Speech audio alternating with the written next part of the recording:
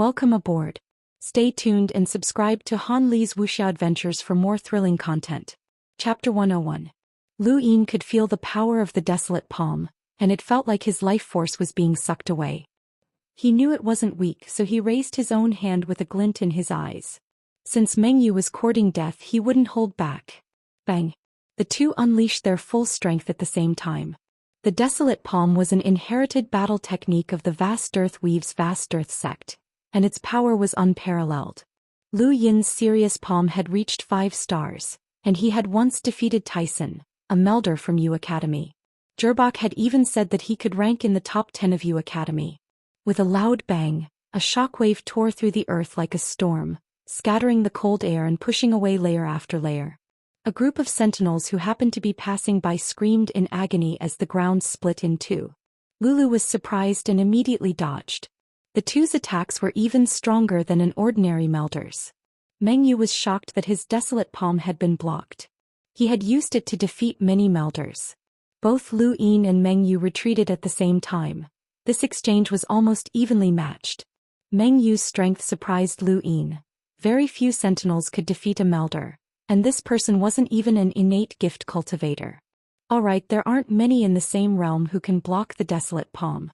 What's your name? Meng Yu asked excitedly. Lu Yin frowned. I don't have time to waste with you. Move aside. Meng Yu fell into deep thought and looked at Lu Yin for a while before withdrawing his star energy. He recalled Lu Yin's speed, and with this person's attack power and speed, Meng Yu wouldn't be his match in a real fight. My name is Meng Yu, remember? Lu Yin was shocked. Meng? Could it be a primeval surname? He only knew of a few primeval surnames, so he wasn't sure. Hey, you want to fight? I'll accompany you. Lulu stared at Meng Yu, eager to fight. Meng Yu glanced at her. I'm not interested in women. Lulu frowned. Don't underestimate me. She suddenly vanished and reappeared right in front of Meng Yu, kicking out with her leg. It was a very ordinary kick, and although Meng Yu wasn't as fast as her, his reaction wasn't slow. He raised his arm to block, and with a bang, a shockwave rippled out. Meng Yu's pupils shrank as he felt a sharp pain in his right arm. He was unable to block the force of the kick, and he was sent flying, smashing through 3 small mountains and sinking into the ground. Lu Yin's face twitched as he looked at Meng Yu sympathetically. He'd underestimated Lulu. She was a mavis and her strength was abnormal. That kick shouldn't have been gentle. You dare to look down on me? Let's go. Lulu raised her head and waved at Lu Yin before leaping up and flying off into the distance. Lu Yin shot another glance at Meng Yu, who was still covered in dust, and flew away. Underground, Meng Yu clenched his teeth. His arm was unnaturally bent. That kick had actually broken his arm. What a vicious woman. Meng Yu hurriedly took out some medicine to treat his wound. When he walked out of the ground, he saw that the two of them had left. He let out a sigh and bitterly looked at his right arm. He had underestimated her. Lulu, don't you think your attack?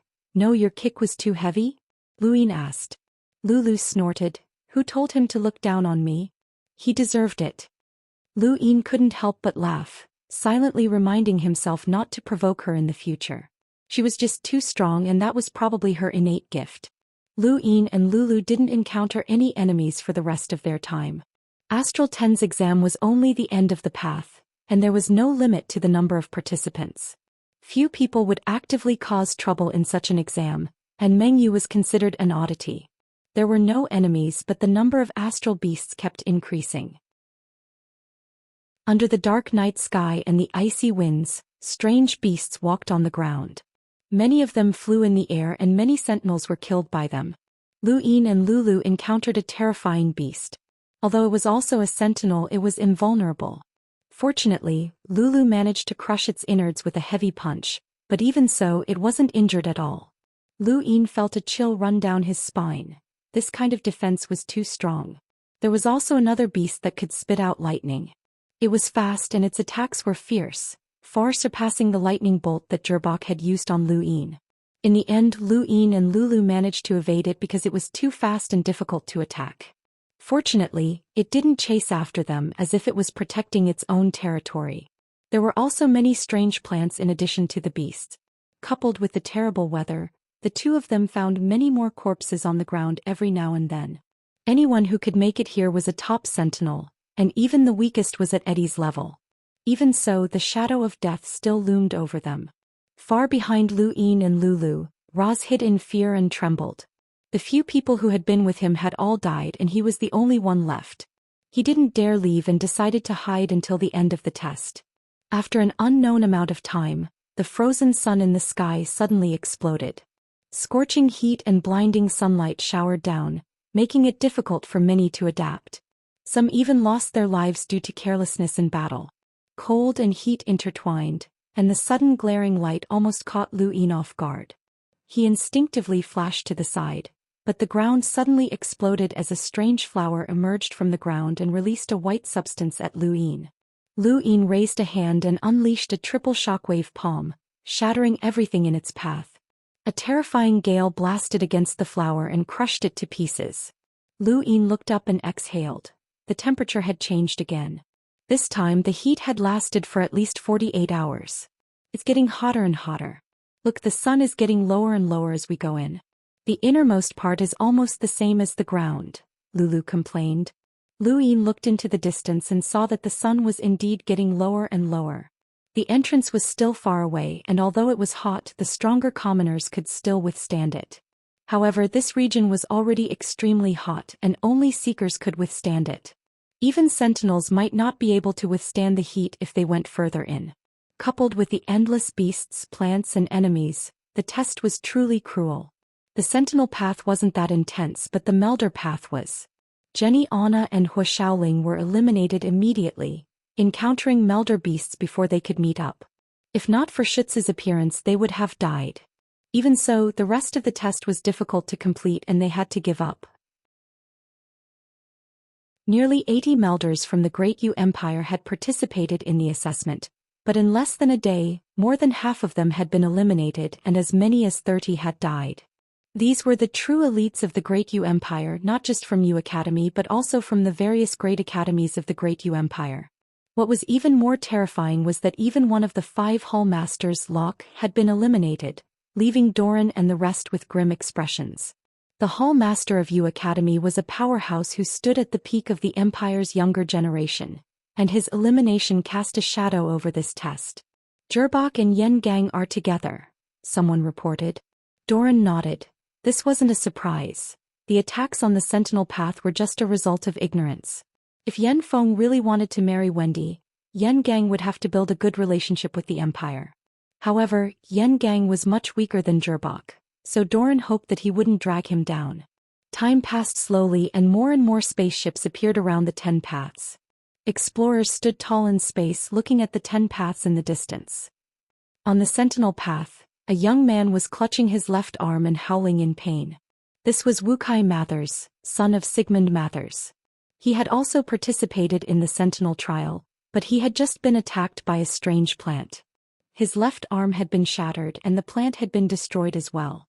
Wukai Mathers had come to the trial behind Sigmund's back. He wasn't weak, about the same level as Roz, who was hiding in the distance and trembling. Wukai Mathers had used his astonishing willpower to advance, but in the end he had fallen here, unable to move forward. Wukai Mathers was bitter as his blood dyed the ground and mountain walls red. Was it over? Suddenly, Wukai Mathers' gaze turned cold as he saw a strange pattern on the mountain wall. He stared at it and gradually immersed himself in it. It was a fist technique with no name or origin. It had been buried in dust for an unknown amount of time, but it had surfaced after Wukai Mathers' battle. This was his opportunity. Lu Yin and Lulu flew forward. A few hundred kilometers in front of them, a giant beast was roaring like an ancient dinosaur. It was 100 meters tall, its sharp claws easily tearing through the ground. It was exceptionally irritable in the face of dozens of sentinels, opening its mouth and condensing a terrifying amount of star energy into an energy beam that cut across the sky and destroyed everything. No, our attacks don't work on it. We can't break through its defenses. Let's try working together. No, it's very smart. It attacks whichever side has the most people. There's no room for us to work together. Welcome aboard. Stay tuned and subscribe to Han Li's Wuxia Adventures for more thrilling content. Chapter 102. On a giant tree a few kilometers away, A cute girl watched the battle through the branches and stuck out her tongue from time to time. It's so scary, it's not safe here. Should we go further? No, we won't be able to heal in time. By the time Lu Yin and Lulu reached the battlefield, the number of sentinels had increased to almost 100, all of them attacking the beast. The two stared at the beast in shock. This beast isn't simple. Whether it's its defense, speed, or battle experience, it surpasses that group of people. Also, did you notice that its attacks have traces of battle techniques? Lu Yin asked solemnly. Lulu nodded and clenched her fists. I knew it would be hard to fight. Why are these people fighting it to the death? Lu Yin scanned the battlefield and finally focused on the beast's feet. No matter what the situation was, the beast hadn't stepped on the protruding soil beneath its feet. There's something there. Lulu grew excited. Let's go, I wonder how many punches it can take. Lu Yin had wanted to wait a little longer. He guessed that there were many hidden powerhouses waiting for an opportunity, but Lulu had already rushed out. He couldn't just watch her go alone, so he had no choice but to follow her while secretly keeping an eye on the surroundings. Almost 100 sentinels ganging up on a single sentinel beast sounded unbelievable, but it was actually happening. When the beast dodged Lulu's punch, she grew excited. This beast could sense danger. Roar. The beast roared and swung its huge tail, but Lulu easily dodged it. More than a dozen sentinels were struck, and nearly half of them died on the spot while the rest were sent flying with heavy injuries. Lu Yin was shocked. Such a ferocious attack was no weaker than the 5-star Sirius palm. The biggest difference between humans and beasts was their imagination. Humans knew how to create, while beasts relied on their bodies and innate gifts. Under the same conditions, beasts were far stronger than humans because they had adapted to nature and evolved, while humans wanted to change it. Before they could do so, it was difficult for humans to defeat beasts. If they wanted to change it, they needed innate gifts and battle techniques. Lulu shouted and disappeared, reappearing behind the beast's back. She raised her right fist and punched out, but the beast quickly turned around and bit down, trying to force Lulu to give up on attacking. However, Lulu had no intention of attacking in the first place. She was just creating an opportunity for Lu Yin. He used Flash to appear above the beast's head and struck out with both palms, using triple stacks, triple shockwave palm and the 20th form of the sky beast claw. With a loud bang, Lu Yin's palms slammed into the beast's head, sending it crashing into the ground. It was a spectacular sight to see a 100-meter-tall beast collapse, the shockwave spreading out like a tsunami that forced dozens of sentinels back. Everyone looked at the scene in shock. They knew very well how powerful that strange beast was. Not only was it difficult to break through its defenses with attacks, but it also knew how to avoid danger. Such a creature was actually defeated by a single person. That person was definitely an expert. Lulu appeared in front of the protruding soil, and with a wave of her hand, a glowing small tree appeared. There were a few fruits on it and they were pale yellow in color and looked very enticing. What is it? Lulu was puzzled. The beast roared angrily, shaking its head vigorously as it tried to crawl out of the ground. Watch out, Lulu. Lulu dodged with white flash, but a figure had appeared out of nowhere and looked at her in surprise before reaching out to grab the small tree. Lulu kicked out angrily, but the figure didn't seem to mind and blocked with his left arm. If Mengyu was here, he would be familiar with this scene. This was how he had been heavily injured. Sure enough, the figure was sent flying in the next moment. Lulu snorted, grabbing a few fruits and leaving. Lu Yin was puzzled, but he didn't ask any questions and simply soared into the sky. After he left, the beast roared and charged out of the ground. At this point, a dozen sentinels hidden in the shadows approached the small tree and tried to steal the fruits, but the beast's roar intimidated them and forced them to retreat. How many did you take? Lu Yin asked. Lulu casually tossed 5 fruits to him, 10 in total, half for each of us. You didn't take more? Lu Yin was puzzled.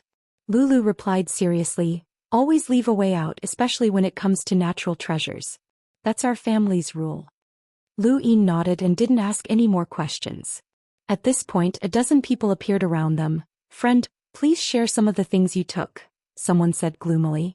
Lu Yin didn't care. Let's get this over with quickly. He then vanished along with Lulu, and in the next moment numerous figures fell from the sky like dumplings. They were all cultivators who had been defeated by the two. The cultivators in the distance were terrified, secretly rejoicing that they hadn't attacked. Someone who could defeat a beast in one blow was definitely one of the strongest in this trial. In the distance, a petite girl on a tree exclaimed, "So powerful, I wonder how he compares to Zora." Many sentinels were still attacking the beast, and some of them were snatching the fruits from time to time. Dozens of fruits were plucked from the small tree, and the beast finally erupted, condensing star energy to sweep out in all directions and forcing everyone to retreat. At this point, the sun and the sky froze over once more, and a frigid aura swept across the land, plunging the world into darkness once more. Lu Yin and Lulu didn't stay and immediately left. The girl on the distant tree thought for a moment and followed them. The Astral Combat Academy's trials weren't simple. If it was just a path filled with extreme weather and beasts, many people would be able to pass. This was especially true for a large group of dozens of people, which obviously wouldn't be enough to select the elites. Everyone held their breaths as they watched. The real trial was about to begin. The extreme cold swept across the land, but it still couldn't stop the cultivators from snatching the fruits. However, they soon realized that something was wrong. The beast had suddenly become incomparably violent, attacking without restraint. It no longer cared about the small tree and crushed it with a single stomp. Many sentinels were furious, and in the next moment, roars rang out from all directions. Countless beasts roared from both the front and back, like a signal that caused the earth to shake. Lu Yin stepped onto the ground and his expression changed. "Not good, it's a beast tide. Hide." The two sped up towards a distant mountain peak. Hundreds and thousands of flying beasts had appeared in the sky at some point, attacking the two in a frenzy. It wasn't just them. Any cultivator in the air was within range of the attack, and blood splattered across the sky. Lu Yin and Lulu both had extreme speed, and they easily evaded the attacks as they approached the peak. At this moment, there was a cry of alarm, and Lu Yin turned around to see a cute girl around 16 years of age. Her face was pale and she swayed as she dodged the attacks. Lu Yin frowned. "You go first," and used flash to rush towards the girl. Lulu glanced at him and sped up towards the peak. "Ah!" The girl screamed as she watched a flying beast attack her, but Lu Yin caught her in the nick of time and carried her towards the peak. The girl panted heavily as she leaned against Lu Yin and carefully looked around. More and more flying beasts had appeared, almost covering the entire sky. At the last moment, Lu Yin brought the girl down to the mountain peak and hid in a cave with Lulu, covering the entrance. At this point, the sky was completely covered by the flying beasts, and the already dark ground became even darker. Only the ground was dyed red with blood and screams could be heard everywhere. Lu Yin narrowed his eyes as he looked outside. This was the Astral Combat Academy's assessment. There were 1,000,000 candidates and this beast tide would probably wipe out a large portion of them. It was too cruel. Not many could survive such a beast tide, but those who did would definitely be elites. "Thank you." The girl looked at Lu Yin carefully and spoke softly, a little uneasy. Lu Yin glanced at her but didn't say anything. Lulu looked at the girl and then back at Lu Yin, her eyes lighting up. "So this is your type?" Lu Yin was confused. "What?" Lulu giggled. The girl blushed and whispered, "I'm Coco from Windrift Hall." "Oh." Lu Yin nodded. Lulu was shocked. "Windrift Hall? The Immerse Windrift Hall?" Coco nodded and pursed her lips like an injured deer. Lu Yin looked at Lulu. "You know about them?" Lulu replied, "Of course. Windrift Hall helps the world and is good at healing.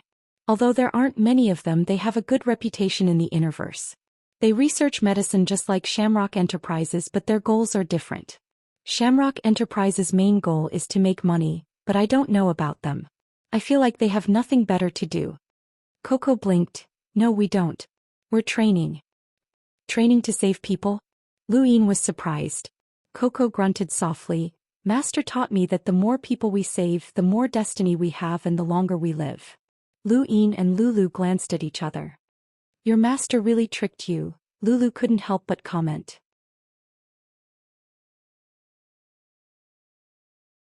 Welcome aboard. Stay tuned and subscribe to Han Li's Wuxia Adventures for more thrilling content. Chapter 103. Coco opened her mouth to say something but didn't in the end. Her gaze inadvertently landed on Lu Yin's bleeding right arm. "Ah, you're injured." Lu Yin glanced over. "It's nothing, just a minor injury." Coco hurriedly said, "Let me treat you or it'll get infected." The universe is full of strange viruses. You can die if you're not careful. Lu Yin's brows rose. You're exaggerating. It's true, any small wound can be the cause of death in the future. Lu Yin was speechless. Did all doctors like to scare people? Alright, can you treat me? Coco's eyes lit up, looking like a completely different person. Okay. Seeing her excited expression, Lu Yin suddenly had a bad premonition. As expected, a 3-meter-long syringe slowly appeared in Coco's hand, shocking both of them. The needle was a meter long and it reflected a cold light. There was an unknown green liquid inside the syringe that made their hair stand on end. Lu Yin's scalp went numb and he subconsciously retreated. What are you doing? He asked warily. Coco hugged the syringe and stared at him excitedly. Treatment? Come on, just one shot and I'll be fine. Lu Yin gulped and hurriedly refused. No need, I can do it myself, I don't need your treatment. Coco grew anxious. I'll treat you, you won't be able to treat it completely and there will be repercussions. It'll be too late if all sorts of lesions appear. Come on. Lu Yin backed away again. No need, I can do it myself. Coco felt it was a pity, but she looked at Lu Yin's arm in disappointment. Oh, and the syringe disappeared. Only then did Lulu react. That's your innate gift? Coco returned to her timid and adorable self, nodding.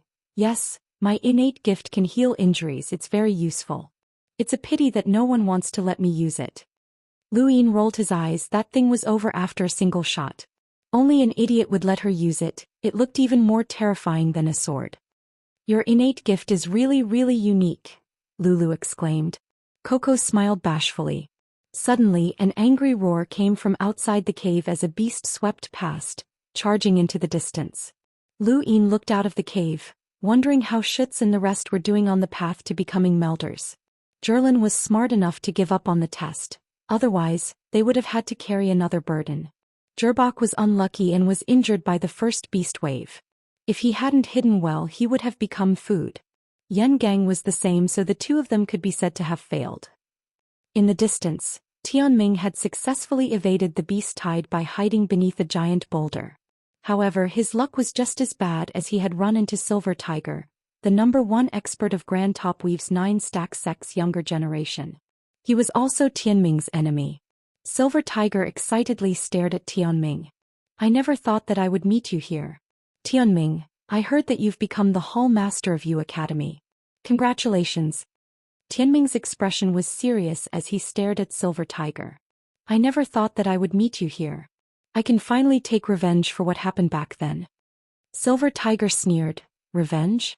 What a joke, you're just a piece of trash who was expelled from the 9-stack sect.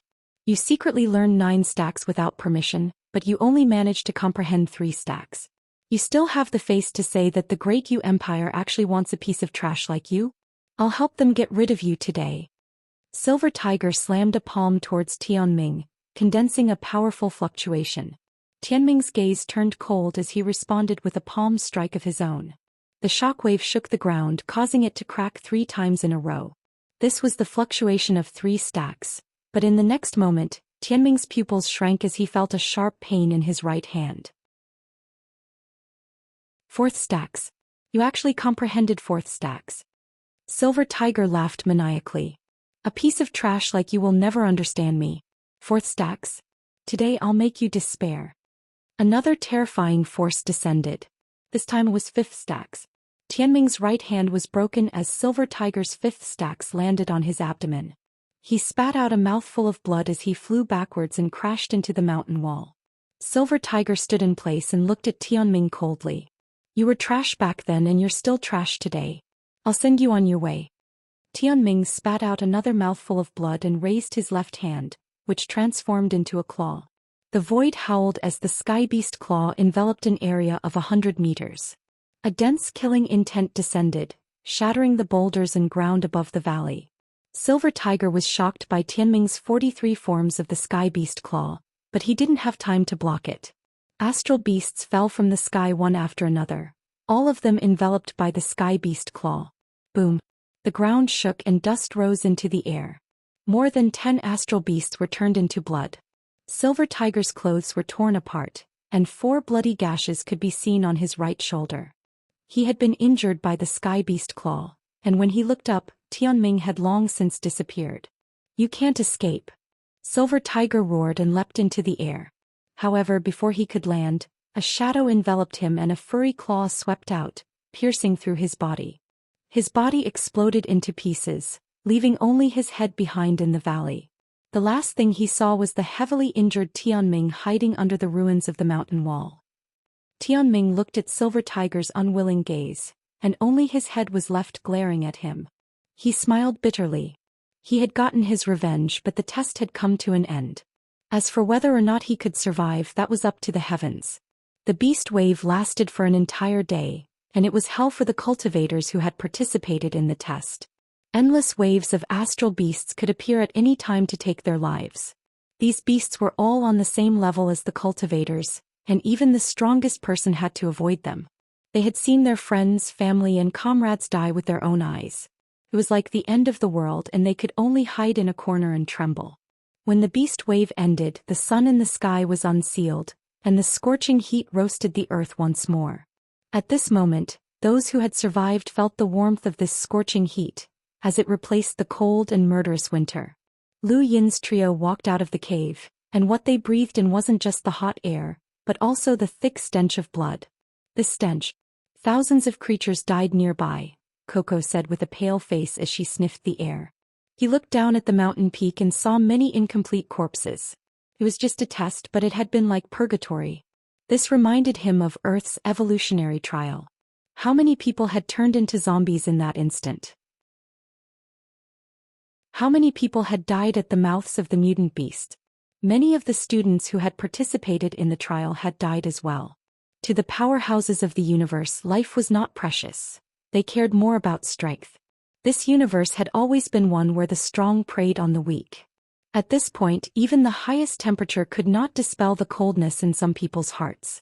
Roz, for example, was completely terrified. He had barely escaped from the jaws of the beasts, and all he wanted now was to return to the Great Yu Empire. Those who do not wish to participate in the test, shout, "I give up," 3 times. The rest will take 3 attacks, dead or alive. A thunderous voice boomed through the void, echoing throughout the entire path. It wasn't just the Sentinel path but also the Melder path and even the heavens. Those who heard it paled. 3 unavoidable attacks. Lu Yin looked up. 3 attacks? Coco was so terrified that she was on the verge of tears. "I give up, I give up, I give up." A youth shouted from the middle of the mountain peak below Lu Yin's group, as if he was afraid that no one would hear him. "I give up, I give up, I give up." Someone else quickly shouted. "I give up, I give up, I give up." The voices grew distant as more and more people gave up. But there were still some who were unwilling to give up. Those who participated in the test were all elites, and there was no lack of strong-willed individuals. For example, there was a man at the foot of the mountain who refused to give up even though his right leg was crippled. "Coco, you're not giving up?" Lulu asked. Coco fearfully looked up at the sky and shook her head. "I don't want to. Master said that there are no cowards in Windrift Hall." Lu Yin glanced at her. He was suddenly very interested in Coco's master. She had even said something like that. "That person's leg is broken, I'll go treat him," Coco said eagerly as she looked at the man at the foot of the mountain. "You'll scare him," Lulu said. "I want to help him," Coco said innocently. "Let him go," Lu Yin said. Coco felt wronged. It didn't take long for the ground to fall silent. Lu Yin and Lulu dodged at the same time, leaving Coco at a loss. The two didn't explain and just looked up at the sky. This was a test and no one could help anyone. Since they had made preparations, they had to face the incoming attacks alone. Lu Yin took a deep breath and felt an inexplicable sense of danger. An invisible attack descended from the void and smashed down on his head, but he dodged with flash. The attack smashed into the mountain peak and pierced through it. At the same time, Lulu and Coco were attacked as well. Lulu easily dodged it. Coco didn't dodge. She took out a syringe and held it above her head. The invisible attack smashed down on her, sending her several meters into the ground. Lu Yin and Lulu looked over and saw that she was perfectly fine. The syringe had blocked the attack for her. Welcome aboard. Stay tuned and subscribe to Han Li's Wuxia Adventures for more thrilling content. Chapter 104. The three of them passed, but the others were also attacked at the same time. The short-legged man was instantly killed, but the Astral Combat Academy showed no mercy as dozens of invisible attacks rained down around him. Lu Yin opened his gadget and found that his power levels were disappearing one by one. Everyone who wanted to continue had experienced the terror of the Astral Combat Academy after the first attack. They attacked without regard for their own lives, and ordinary people couldn't withstand it. It was the same on the Melder path. Aside from Schutz and Xiao Luo, everyone else from the Great Yu Empire had failed. I give up, I give up, I give up, someone shouted. The first attack was like this, then the next two attacks would only get stronger. Many people started to give up. The Sentinel path was long, but there was an end. Some of the first batch of cultivators had already reached the end, and they could even see a beam of light in the distance that connected the heavens and the earth. As long as they stepped into it, they would pass. Here the temperature was so high that it almost melted the ground. Several sentinels hid in the shadows of the mountain walls, their mouths parched and tongues parched. They would take out water from time to time, but they would soon be thirsty again. I won't give up, I won't give up. I want to enter the Astral Combat Academy, I have to, a girl muttered to herself as she stared resolutely at the beam of light in the distance. At this point no one wanted to give up. They were the closest to the end, and even if the next two attacks would take their lives, they didn't want to give up. At that moment, another attack descended from the void and the girl hurriedly dodged. Although she wasn't as fast as Lu Yin or Lulu, she wasn't slow either, far surpassing Lu Yin's roving step. She managed to dodge the first attack, but she couldn't avoid the second. She screamed as she took it head-on and was smashed into the ground. There were more than 10 cultivators in the distance who suffered the same fate. Not a single one was able to dodge. The girl coughed and slowly rose into the air. There was still one attack left, and she looked towards the end of the path. Her pupils suddenly shrank as she saw a figure appear at the end. It was a man who looked ordinary, but his body was faintly glowing with heat. He was like a sun that had descended to the earth, arrogantly looking down on all life. The man's clothes weren't damaged at all, and he just stood there with his hands behind his back. He quietly swept his gaze over the girl and many others. The girl felt her body heat up and her eyes widened in shock. This person was far stronger than her. Who was it? Someone from the Astral Combat Academy? That had to be the case. Otherwise he would have been attacked. She didn't believe that anyone could avoid the second attack. Far away from the Sentinel path, Lu Yin and Lulu dodged the second attack once more, but this time it wasn't as easy as the first. On the other side, Coco was still holding onto the syringe. From the looks of it, she was planning to continue holding onto the syringe and take the 3 attacks head-on. Speaking of which, the syringe's hardness was beyond imagination. The 2 attacks did not damage it at all. If the syringe was so hard, then the needle must be too. Only a ghost would be willing to touch such a hard needle. This girl would not be able to find anyone willing to accept her treatment in this lifetime. Just as Lu Yin was curiously looking at the syringe, the 3rd attack descended. In that instant Lu Yin knew that he would not be able to avoid it. The 3rd attack was untraceable, and if he couldn't find it, then there was no way to avoid it. He activated the art of Sirius, but he still couldn't see the attack's trajectory. He only felt his body being struck by a terrifying force and smashed heavily into the mountain wall. Lulu was also smashed into the ground. Coco hugged the syringe tightly, refusing to let go no matter what. Her body was blasted to the bottom of the mountain. No one knew how many people had been killed or eliminated.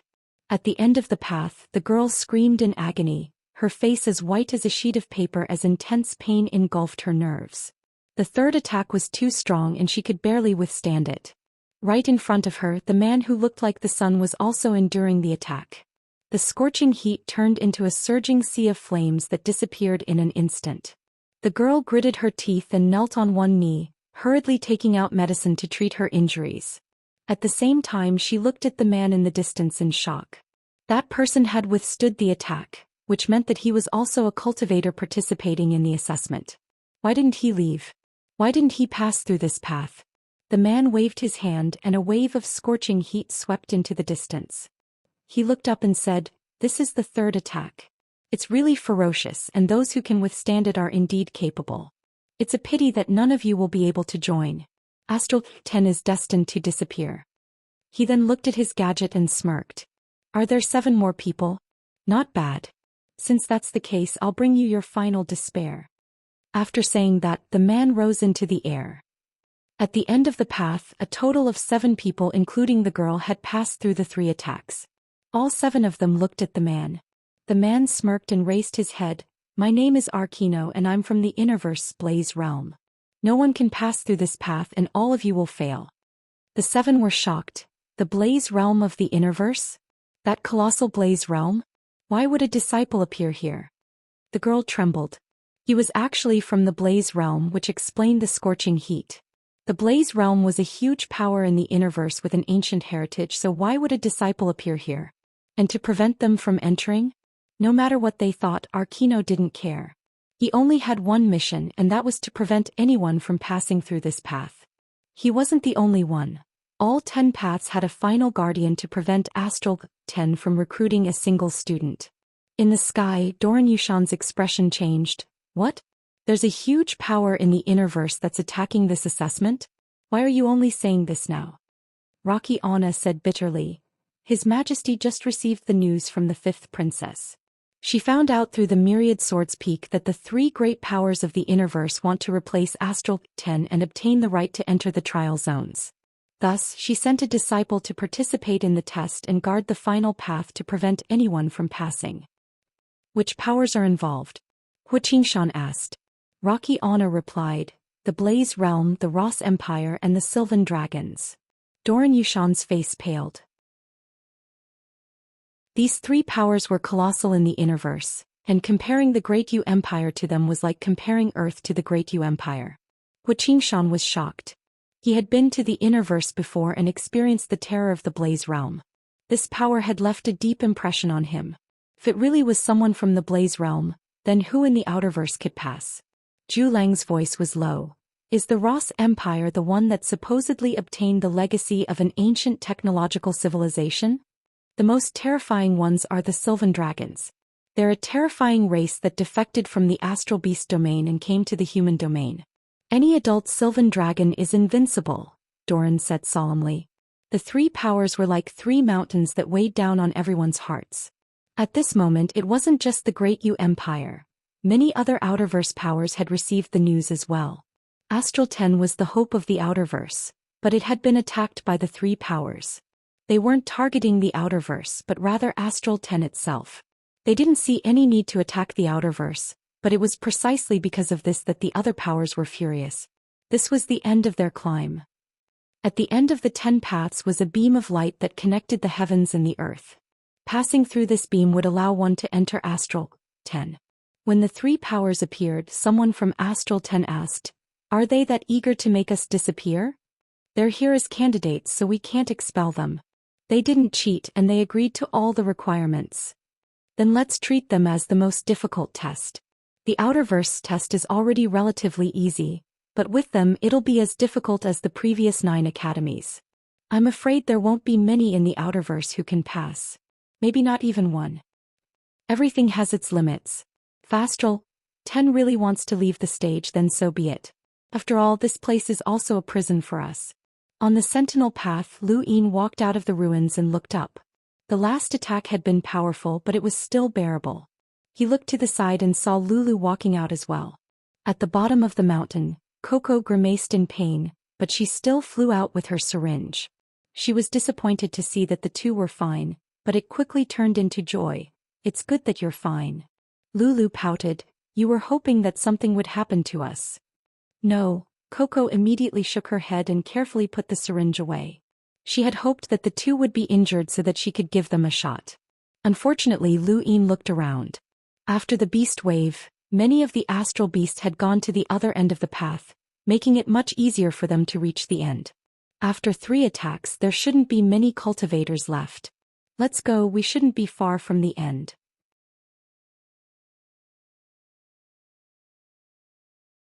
Welcome aboard. Stay tuned and subscribe to Han Li's Wuxia Adventures for more thrilling content. Chapter 105. Lulu nodded and flew off into the distance with Coco. Along the way, Lu Yin activated his gadget and saw few cultivators outside of the beasts. Those who survived all had looks of despair on their faces. not having the confidence to continue. Once the sun experienced winter and heat once more, the trio finally saw the light beam that connected the heavens and the earth. "We're here, that's the end," Coco said excitedly, her face flushed red. The Astral Combat Academy was the greatest academy in the universe. How many would emerge victorious from the trials of millions of people? How strong were they? He was looking forward to it. There were a total of 3 sentinel paths, and at the end of one where the sun scorched the earth and the light beam connected the heavens and the earth, dozens of sentinels stared in shock at a giant beast in front of them. No, it wasn't a beast but a sylvan dragon. In the universe, humans lived in an astral domain, and the astral beasts similarly had their own astral domain. The sylvan dragon was a branch of the astral beasts' astral domain's dragon race, but it had defected to the humans after a war. It had the horns of a deer, the body of a snake, the eyes of a rabbit, and the ears of a cow. It also had sharp claws and 2 large wings on either side of its head that glowed a dark red. At its tail was a meatball covered in tough armor. Its gaze was cruel and filled with a ferocious aura that made one shudder. What is that thing?" someone cried out in fear. Everyone else was at a loss. The sylvan dragon was from the innerverse and had defected from the astral beasts. Few people in the outerverse knew about it. Sensing the dragon's terrifying aura, all the cultivators stopped in their tracks. Suddenly, 2 figures rushed towards the light beam, attempting to get past the dragon. The dragon's ferocious and cruel gaze suddenly turned ferocious as its massive body suddenly split into 2. 2 loud bangs rang out as the 2 cultivators were sent flying. One of them was directly split into 2, blood splattering all over the ground. Everyone gasped at the absolute speed of the beast. Although it was huge, its speed was incomparably terrifying. "Ant-like humans, this path is blocked." Scram! The dragon roared, causing a huge storm to erupt. The dozens of sentinels were unwilling to give up. They had finally reached the end, enduring the terrible weather, beast tides, and 3 attacks from the void. They didn't want to give up. "Everyone charge. He's also a sentinel, I don't believe he can stop all of us," someone shouted in a provocative tone. The next moment, dozens of sentinels gritted their teeth and charged towards the beam as quickly as they could. The dragon roared angrily, its huge body splitting into 2 and then 3 to completely cut off the path of the beam of light. An earth-shattering boom accompanied the violent bombardment, forcing the figures back one by one. None of the sentinels who could make it here were simple, and all of them had powerful battle techniques. However, it was useless against the dragon. Their attacks were simply not enough to defeat it. The sylvan dragon roared at the sky, its tough claws stained with blood as it repelled all of the sentinels, guarding the end with its own strength. "Humans, you will not pass." The dragon raised its head proudly, its claws tearing through the ground as it extended forward. There were dozens of pale-faced sentinels there. Suddenly, a flash of silver streaked past, stunning the dragon. By the time it reacted, a figure had stepped into the beam of light and disappeared with a wave of his hand. No one had expected someone to be able to pass through the dragon without leaving a trace. It was like the wind blowing through leaves, but the moment the leaves rustled, the wind had already disappeared. The dragon stared blankly at the beam of light before roaring angrily. This was a disgrace. Someone had actually managed to pass through its defenses. However, that person had already left and there was nothing it could do. It could only glare ferociously at the others and stop them from passing. At the end of the final sentinel path stood a man who was half machine and half flesh. His name was Manko and he was from the Ross Empire of the Innerverse. The Ross Empire claimed to have inherited ancient technology, and their goal was to mechanize humans to achieve immortality. The powerhouses of the Empire weren't complete cultivators, but rather a combination of mechanical technology and cultivation. Manko's group of sentinels couldn't pass through, but the dragon was even more difficult to deal with. His technological weapons were omnipresent and he had sealed off an entire region. His weapons were all sentinel attacks, so they weren't considered cheating. Even the Astral Combat Academy couldn't do anything to him. Sizzle. Purple waves of air swept across the land, vaporizing the surface and forcing dozens of sentinels to retreat. Manko had built a defensive fortress at the end of the path, using the heat of the sun to create a terrifying attack that would kill ordinary sentinels upon contact. "Give up, the Astral Combat Academy isn't something you outerverse trash can come into contact with," Manko said arrogantly. This was the arrogance of the innerverse. They looked down on the outerverse. All the sentinels gritted their teeth in anger, but there was nothing they could do as they looked at the fortress of technology in front of them. At that moment, a figure streaked across the sky, charging towards the end of the path with an ancient sword beneath his feet. Manko had wanted to stop him, but his expression changed the moment he saw the figure. He held himself back and allowed the figure to pass through, entering the beam of light. Someone from the Myriad Swords Peak? Why are they in Astral 10? The trio reached the end of the path and felt the scorching heat. Arkino was like a wall in front of them, preventing all the sentinels from passing through. Lu Yin quickly asked around and looked at Arkino in shock. The Blaze Realm? He'd heard of them before, but why were they blocking the path? Did they not want Astral 10 to take in new students? Bang! Lulu bumped her fists together and looked at Arkino excitedly. The Blaze Realm. I didn't think I'd meet someone from there here. Interesting, leave this to me. She then leapt up and shot past dozens of sentinels towards Arkino, punching out. Arkino arrogantly scanned the crowd. The outerverse trash had no right to come into contact with the trial zones. He was just about to say a few words to show off the Blaze Realm's power when a green figure suddenly appeared in front of him and punched out. Which idiot dared to provoke the Blaze Realm? Arkino was furious and showed no mercy, igniting the ground with a blazing inferno, sky-burning sea of flames. This was the Blaze Realm's battle technique, sky-burning sea of flames. Arkino used the scorching heat of the sun to increase the power of his battle technique by several times. With a flick of his hand, the sea of flames swept out in all directions as if it had a mind of its own, filling the entire space with the intent of destroying everything in front of him.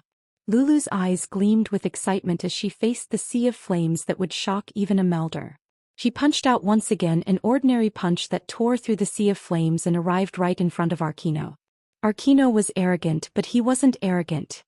He hurriedly dodged the moment the sea of flames was torn apart. The ground was shattered by Lulu's punch, and a strong gale accompanied by flames swept up into the sky, forming a rain of fire that rained down. Arkino's eyes narrowed. The enemy was troublesome, and he didn't hesitate to erupt with all his strength. The flames on the ground burned once more, spreading from 10 meters to 100 meters to 1,000 meters. The scorching heat of the sun was just enough to ignite the earth, and all the sentinels were affected, including Lu Yin and Coco. The two retreated at the same time. However, the sea of flames spread extremely quickly, and aside from a limited number of people, everyone else was severely injured. Some were even burned to ashes. Lulu's gaze was calm as she felt the surging sea of flames. She raised her right fist and punched out once more, as if there was nothing she couldn't accomplish with a single punch. No matter how terrifying Arkino's sea of flames was, this one punch still knocked him down to the mortal realm. The boundless sea of flames was extinguished with a single punch, and Arkino's entire body was smashed deep into the ground, completely devoid of life. Lu Yin was shocked. Lulu's fist was terrifying. This was the Mavis family, a true colossus. She didn't use any battle techniques at all, just her fists. So powerful, Coco exclaimed, her eyes full of worship, even stronger than Zora. Is she really a sentinel? Lu Yin took Coco and flew towards the end. Lulu stood high in the sky and looked down. Did I go too far? Let's go, we passed, Lu Yin said. Coco nodded and looked at Lulu with admiration. Sis, I think it's best if you don't reveal your strength. Otherwise you won't be able to find a boyfriend. Lulu snorted. I'm a natural beauty, and the men chasing me could line up from the innerverse to the outerverse. It doesn't matter. Coco believed her and took out a large syringe. Sis, are you hurt? Give me a shot. Lulu immediately refused, feeling that Coco's syringe was much more terrifying than Arkino's.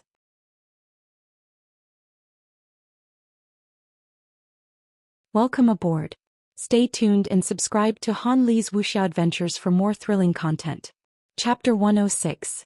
Aside from the three of them, everyone else was either heavily injured or dead at the end of the path. The trio didn't say much before heading towards the light and disappearing from the sentinel path.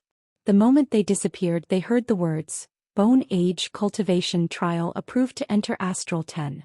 In space, Doran and the rest looked at the 10 paths with apprehension.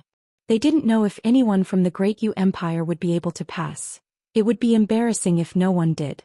Astral Ten's arrival in the Frostwave Weave was equivalent to the Great Yu Empire. If no one from the Great Yu Empire could enter, they would become the laughingstock of the universe. However, no one could help them. The Innerverse's top 3 powers had attacked the assessment and no one knew about it. Facing the elites of the 3 powers, Doran didn't have much hope of passing. Look, there's a screen on each path. Those who pass should be able to leave their names on it, Rocky Anna said. Doran and the rest stared nervously at the screens, clenching their fists. There were 3 sentinel paths and 3 screens. One of them already had a name on it, silver with the Great Yu Empire behind it. The other sentinel path also had a name on it, Zhao Yilong from the 10,000 Swords Peak. Doran and the rest stared blankly at the name. Silver? Is he one of the people we brought? One of them took out a list of students. Your Highness, no, this person should have come by himself. Doran's eyes flashed. Investigate this person, he's not simple to participate in the assessment here. Yes, Your Highness. Xianxia looked at Zhao Yilong's name in surprise. Someone from the 10,000 Swords Peak from the Innerverse came as well. No wonder he could pass through the 3 powers. This Zhao Yilong should be very strong among sentinels. Doran nodded. 5th sister is the senior apprentice of the 10,000 Swords Peak. She should know this person, I'll ask her. There were a total of 10 paths and the battles on the Sentinel path were relatively simple. The 7 Melder paths didn't have a single name on them, not only because the battles were more intense, but also because the Melder path was longer than the Sentinel path. The last Sentinel path appeared and Doran and the rest stared at it. This was the path all sentinels in the Great Yu Empire took. The first name that appeared on the screen was Lulu Mavis. Her name was Mavis Bank. No one was surprised as the Mavis family was a colossus that surpassed even the 3 major powers. It would not be difficult for them to break through the blockade. The second name appeared, Coco. She was from Windrift Hall. There's actually someone from the Windrift Hall here. It seems like the Innerverse doesn't care about Astral 10 at all, Rocky Anna said in surprise. At that moment a third name appeared, Lu Yin from the Great Yu Empire. The moment they saw Lu Yin's name, Doran and the others were delighted. Lu Yin was a pure citizen of the Great Yu Empire and he was also King Zishan.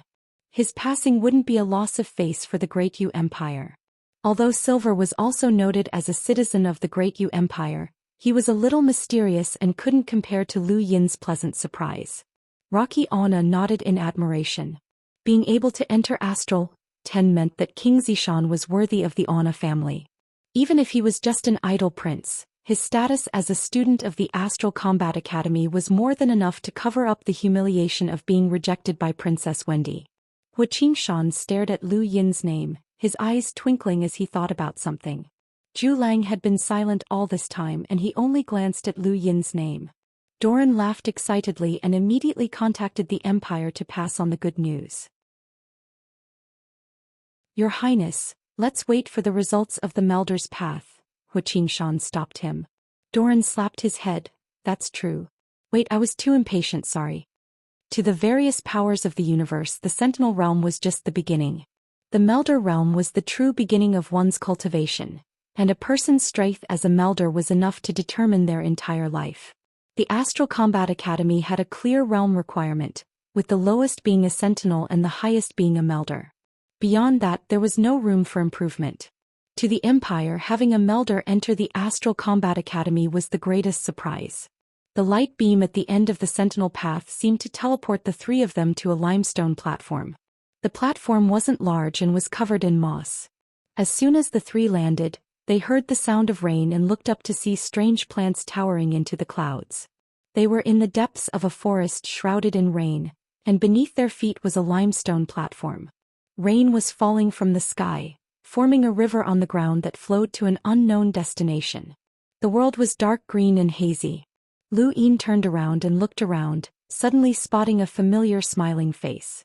Silver. Lu Yin was surprised. Not far away, Silver raised his hand in greeting. Long time no see, classmate.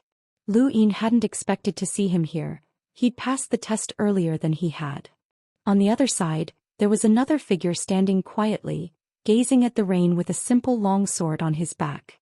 His entire body exuded a sharp aura that cut through the rain. Lu Yin felt a sudden pressure the moment he saw this person. He was definitely powerful. Is he from the Myriad Swords Peak? Coco exclaimed, staring at the man. Wasn't the Myriad Swords Peak the huge power that Wendy Yushan belonged to? Was there someone from there as well? Lulu stared excitedly at the man and then at Silver.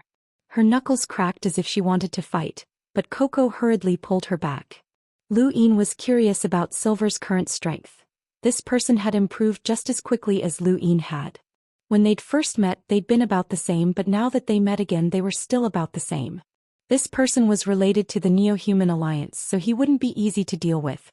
The man from the Myriad Swords Peak kept staring at the rain and didn't pay any attention to Lu Yin's group. Lu Yin glanced at Silver but didn't plan on catching up. He looked around, but there was nothing but the dark green sky and the dark green forest. There was also this seemingly never-ending rain. The path of a melder was much longer than that of a sentinel, but even so, there were still powerhouses who had reached the end. A group of 5 melders excitedly looked at the distant beam of light. We're finally here. Brother Meng, the next part is the hardest. We'll have to face the obstruction of the Innerverse powerful elites. News of the Innerverse 3 great powers sending people to ambush the assessment had already spread, and many people along the way had heard the news. Some immediately gave up, but most of those who had reached the end weren't willing to give up. They had sacrificed too much and wouldn't give up.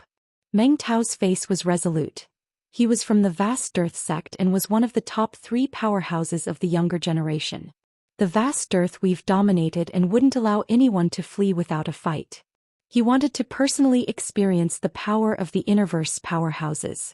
When Meng Tao's group reached the beam of light, there were already people waiting for them, and more were arriving from other directions. There were more than 20 people in total. In front of them was a giant sylvan dragon that looked down on them, emitting a ferocious aura. Its star energy was as unfathomable as the ocean, and every surge of star energy caused the ground to crack. The air it spat out was like a sharp blade.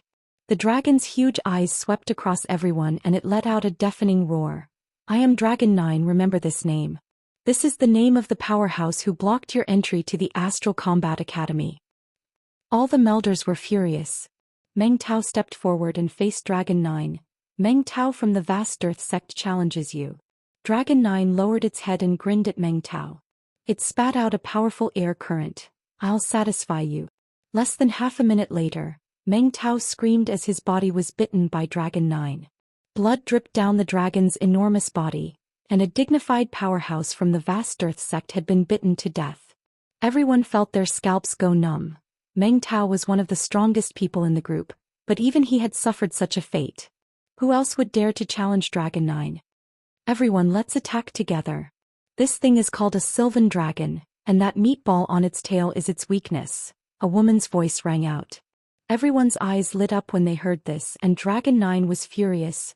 Who dares to slander the Sylvan Dragon clan? The next moment, more than 20 melders attacked together. This was their only chance, and no one dared to say that they could beat Dragon 9 in a one-on-one. Dragon 9 was enraged, and its huge eyes searched desperately for the person who had spoken. It specifically targeted women, and a few of them were seriously injured.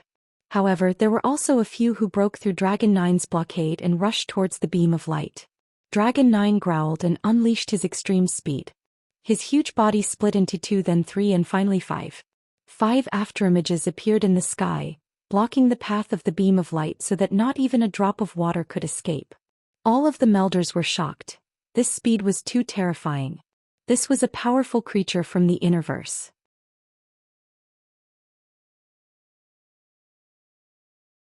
Welcome aboard.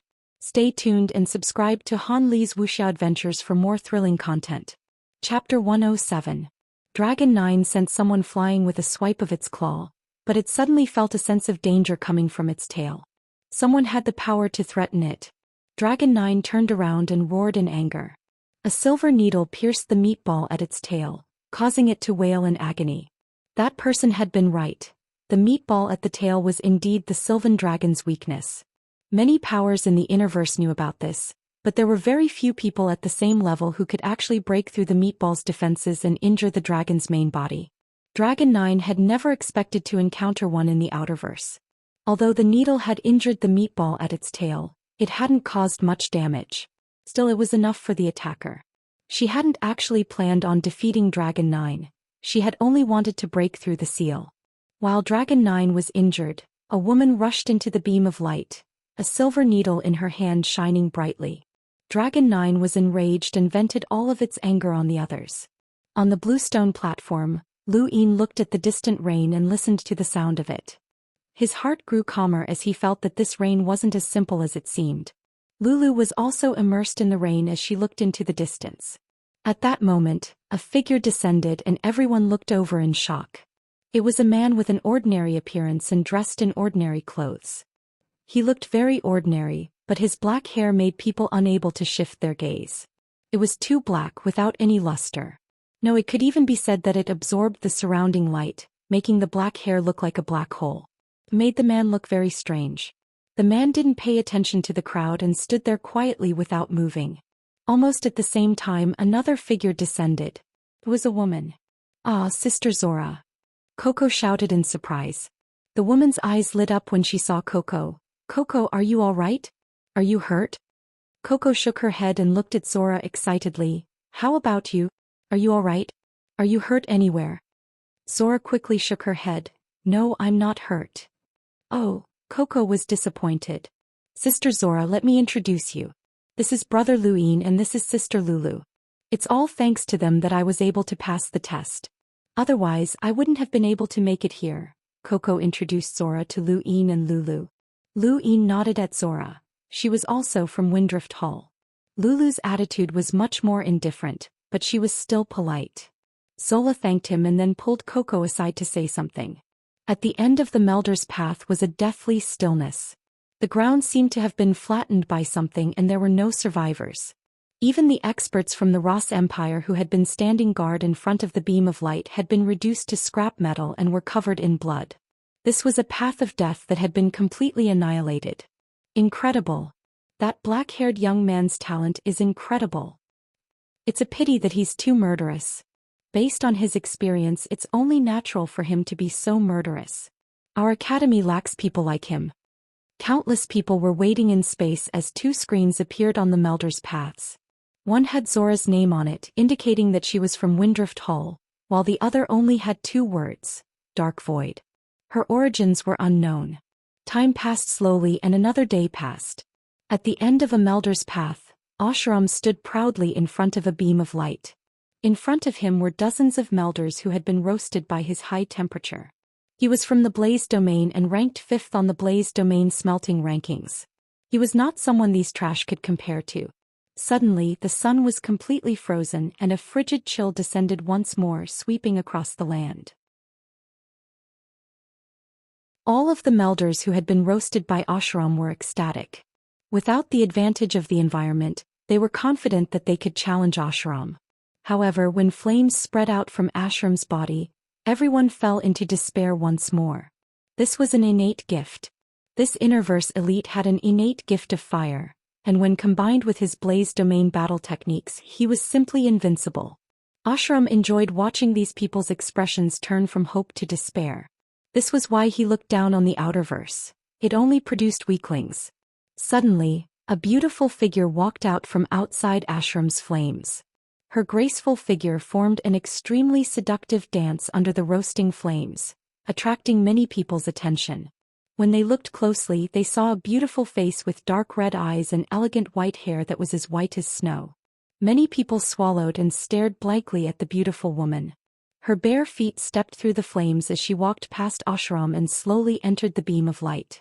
Once the woman disappeared, the crowd finally reacted. Did Ashram not stop her? Ashram stood rooted to the spot, recognizing her the moment he saw her. Michelle, also known as the Red Lotus Witch, was the younger sister of the 10 Arbiters Council's Red Lotus Witch Baumira. This person could not be provoked. After waiting for an entire day, a newcomer finally arrived on the limestone platform. When they saw Michelle, everyone's attention was drawn, including the man from the Myriad Swords Peak and the black-haired man who had been quietly watching the rain. Michelle was too alluring. Whether it was her appearance, attire, or the formless aura she exuded, everyone was mesmerized. Even Coco, who was a girl, was seeing stars. Lu Yin stared at Michelle as if he was looking at Mira the moment he saw her. She was similarly beautiful, had the same white hair and had the same dark red eyes. Michelle's appearance was fiery and seductive, but her expression was indifferent. She glanced at the crowd and then looked into the distance. No one went up to talk to her. Those who could pass the test were all people with strong wills and would not be easily bewitched by her beauty. Not long after Michelle's appearance, another person arrived. It was Meng Yu, the young master of the vast earth sect who had taken the same path as Lu Yin. Arkino, who had been guarding Lu Yin's path, had been killed by a single punch from Lulu. Anyone who could reach the end of the path would pass the trial. Unfortunately, Meng Yu was the only one who could pass the trial, as the previous batch had all been heavily injured by Arkino's attacks.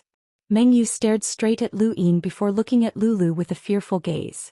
He didn't speak and just walked to the side. Time passed once more. At this moment, the most anxious people were Doran Yushan and the others. None of the Great Yu Empire's melders had passed the same path. The cold night not only represented the environment, but also one's state of mind. Schutz and the rest were experiencing an endless winter. In front of them, a half-human, half-machine man lowered his arm. Beneath his feet were a dozen melders who had joined forces to try and break through, but had fallen at his feet. I already said that you can't pass. The difference between the inner verse and the outer verse is like the gap between heaven and earth. The man said indifferently, his tones stiff and mechanical. The dozen melders were aghast. The half-machine monsters' every attack was within the range of a melder's, but the terrifying power of each attack made them tremble. They were not even on the same level. Schutz gritted his teeth and stepped forward. As the number one expert of the Great Yu Empire's younger generation and the only one who had reached the end, he could not retreat. He had to enter Astral 10 even if it meant death, so that Princess Wendy would no longer look down on them. The mechanical man looked at Schutz impatiently. Come out and die. He then raised his gun and fired a string of light beams at Schutz from strange angles. Schutz growled and slashed out with his blood-red warblade. A dazzling slash tore through the air and pressed down in all directions. The shockwave spread out behind him, shocking the melders. This person was not weak. However, Schutz's strongest slash was easily torn apart by the light beams. One after another, the beams condensed into a terrifying force that no one could resist. Not only did they tear through the slash, but they also reached Schutz and aimed for his heart. Schutz roared and blocked with his blood-red warblade, but it did not even last a second before it broke. In that instant he felt the man's powerful strength, and it was unstoppable. This person's strength was far beyond his imagination. Just as everyone thought that Schutz was dead for sure, the light beams suddenly disappeared. Everyone stared blankly at Schutz. He's not dead? Schutz raised his head and looked at the half-machine man. His pupils shrank as he saw another person standing behind him with a gentle smile. Schutz recognized this person as one of the melders from the Great Yu Empire, but he was not from Yu Academy. Schutz had only seen him once and had not asked much about him, but now this person had saved him. Who are you? The half-machine man's voice was icy. Xiao Luo, I'm sorry, but please let us pass. Sure. Xiao Luo nodded at Schutz and turned to walk towards the light beams. Schutz had a complicated look on his face. That powerhouse from the Innerverse had been intimidated by Xiao Luo. Was this person from the Great Yu Empire? Everyone watched as Xiao Luo and Schutz slowly walked towards the light beams. From start to finish, the half-machine man did not turn around, but his eyes were cold. He had just felt the chill of death and he had subconsciously stopped his attack. He was sure that this person had the strength to kill him. How could there be such a terrifying person in the Outerverse?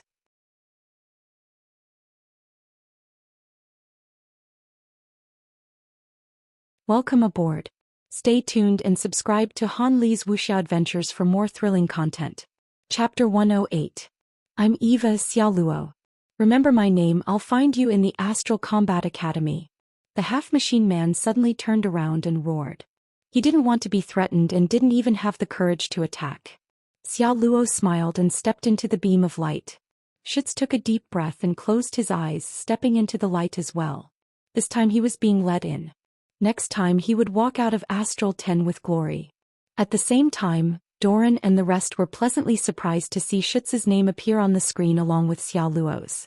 These two cultivators from the Great Yu Empire were enough to make many jealous. Ah, Schutz passed. He's indeed the top youth of the Great Yu Empire. Doran was delighted. Xianxia and the rest nodded as well. Schutz's strength must have improved greatly to be able to pass the test guarded by the Innerverse powerhouses. Who's this Xiao Luo? Rocky Anna asked curiously. Everyone shook their heads and Doran ordered someone to bring up the file. What? Top secret? Everyone was shocked. Even I don't have the authority to check. I can only ask my father when I return, Doran Yushan said solemnly before smiling. The Great Yu Empire is the biggest winner this time. For people past, which is enough for the entire empire to celebrate. Don't be too happy. The 3 great powers of the Innerverse didn't succeed and 4 of our people passed. They'll definitely be unhappy, Zhu Lang said. Xianxia's gaze turned cold. So what? The Great Yu Empire is strong and we don't fear war. Far away on the capital star of the Great Yu Empire, everyone was ecstatic as Doran had guessed. Undying Yushan had issued a general amnesty and reduced taxes, pushing the atmosphere to a peak. However, there was one person who was extremely angry. Baser. Lu Yin's passing meant that he wouldn't be able to cause trouble for the time being, especially since Lu Yin had entered the Astral Combat Academy. He didn't know much about the Astral Combat Academy, but he knew that it wasn't ordinary. This person might be able to threaten him in the future. Thinking about Ghostfire's miserable state, Baser's face turned ugly and he smashed the ground with his palm.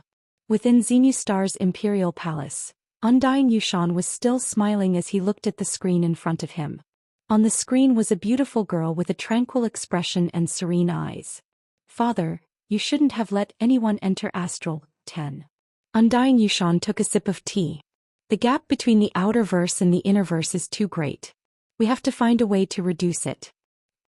It can't be reduced. You've ventured into the inner verse before, so you should know how terrifying this place is. Do you really think that sending a few brats into Astral 10 can make up for the difference? They'll only realize how insignificant they are, the woman indifferently replied. She was the 5th princess of the Great Yu Empire, Wendy Yushan. The Undying Yushan stared at Wendy Yushan. Little 5, you're too arrogant. The universe operates according to its own rules and the stars are subverted. One day, the other day, the heavens. No one knows when the heavens will change. Father is old and I can't protect the empire. You're also unwilling to return, so we can only take a gamble. Wendy Yushan's gaze remained indifferent, or perhaps it was more accurate to say that she did not care. Do as you wish. The Great Yu Empire is just a speck of dust in the universe, and there's nothing I can do if you insist on clinging onto that speck of dust. However, I still have to remind you that the Astral Combat Academy isn't a staircase to heaven for those people. They'll realize how insignificant they are and how laughable their words are. Undying Yushan looked at the disappearing screen and sighed. He knew how cruel the Innerverse was, but as long as he didn't walk out of this well, the toad in the well would never know how big the sky was. A toad swallowing the sky was laughable but respectable. The rain continued to fall, not too light or too heavy as it splashed onto the limestone floor. Lu Yin looked at the two in surprise. Xiao Luo? Shits. Xiao Luo smiled at Lu Yin, not surprised at all. Shit scanned the crowd. There were a total of 11 people present, 6 sentinels and 5 melders. Excluding himself and Xiao Luo, only 3 melders had passed the assessment. Schutz's gaze landed on Dark Void. This person gave him an indescribable sense of danger. Not too far away, Silver smiled at Xiao Luo. Xiao Luo happened to look over as well and their gazes met. Silver maintained his smile. However, Xiao Luo's gaze was no longer gentle. Instead, it carried a trace of sharpness. Coincidentally, a figure appeared between the two. It was the new person who had passed. Lu Yin looked over and his eyes narrowed when he saw black and white hair, the symbol of the Day-Night clan. At this moment it wasn't just Lu Yin. Everyone was attracted by the new man. Everyone in the Innerverse knew the Day-Night clan, and that head of black and white hair was too conspicuous. The man's gaze swept over the crowd proudly, pausing for a moment when his gaze landed on Michelle with a hint of surprise. At that moment, a voice resounded through the void. The assessment has ended. 12 people have passed. Congratulations to all of you. As soon as the voice finished speaking, a new name appeared on the screen of the Sentinel Path, right below Zhao Yilong's name, Hui Day-Night. Lu Yin retracted his gaze from the Day-Night clan man and looked up at the sky. There was no one there, but the voice had come from all directions. In the distance, a dark green curtain of rain connected the sky to the earth, with the occasional mist rising into the air. Congratulations to all of you for entering Astral 10. The Academy has specially prepared 5 gifts hidden in the rain. Those who find them will receive them. Everyone's eyes lit up. Astral 10's gifts were definitely not simple. Lu Yin glanced at the rain. The gifts were hidden in the rain? What did that mean? 12 people, 12 different thoughts, all looked at the rain. The rain continued to fall from the sky, but there was nothing as far as the eye could see. There was no trace of the gifts. Michelle walked to a corner of the limestone platform and stood there quietly facing east. Xiaoluo did the same. Hui Day Night was the same. He was only a sentinel, but no one would treat him as one. Gradually, the 12 of them all looked in different directions, staring at the rain as if trying to sense something. The rain was ordinary, that was what Lu Yin felt. He stretched out his hand and felt the raindrops splash onto his palm. It was very ordinary. Astral 10 wanted them to sense something from the rain, but he was at his wits' end when faced with this kind of weather. Not long after, waves of star energy erupted and then retracted. Came from Michelle and the others. They seemed to have discovered something. Lu Yin frowned and glanced at Lulu. Her eyes were shining brightly as if she had sensed something. He then glanced at Xiaoluo, but the man's gaze was always gentle and unreadable. Lu Yin took a deep breath. He couldn't continue like this or he would fall behind.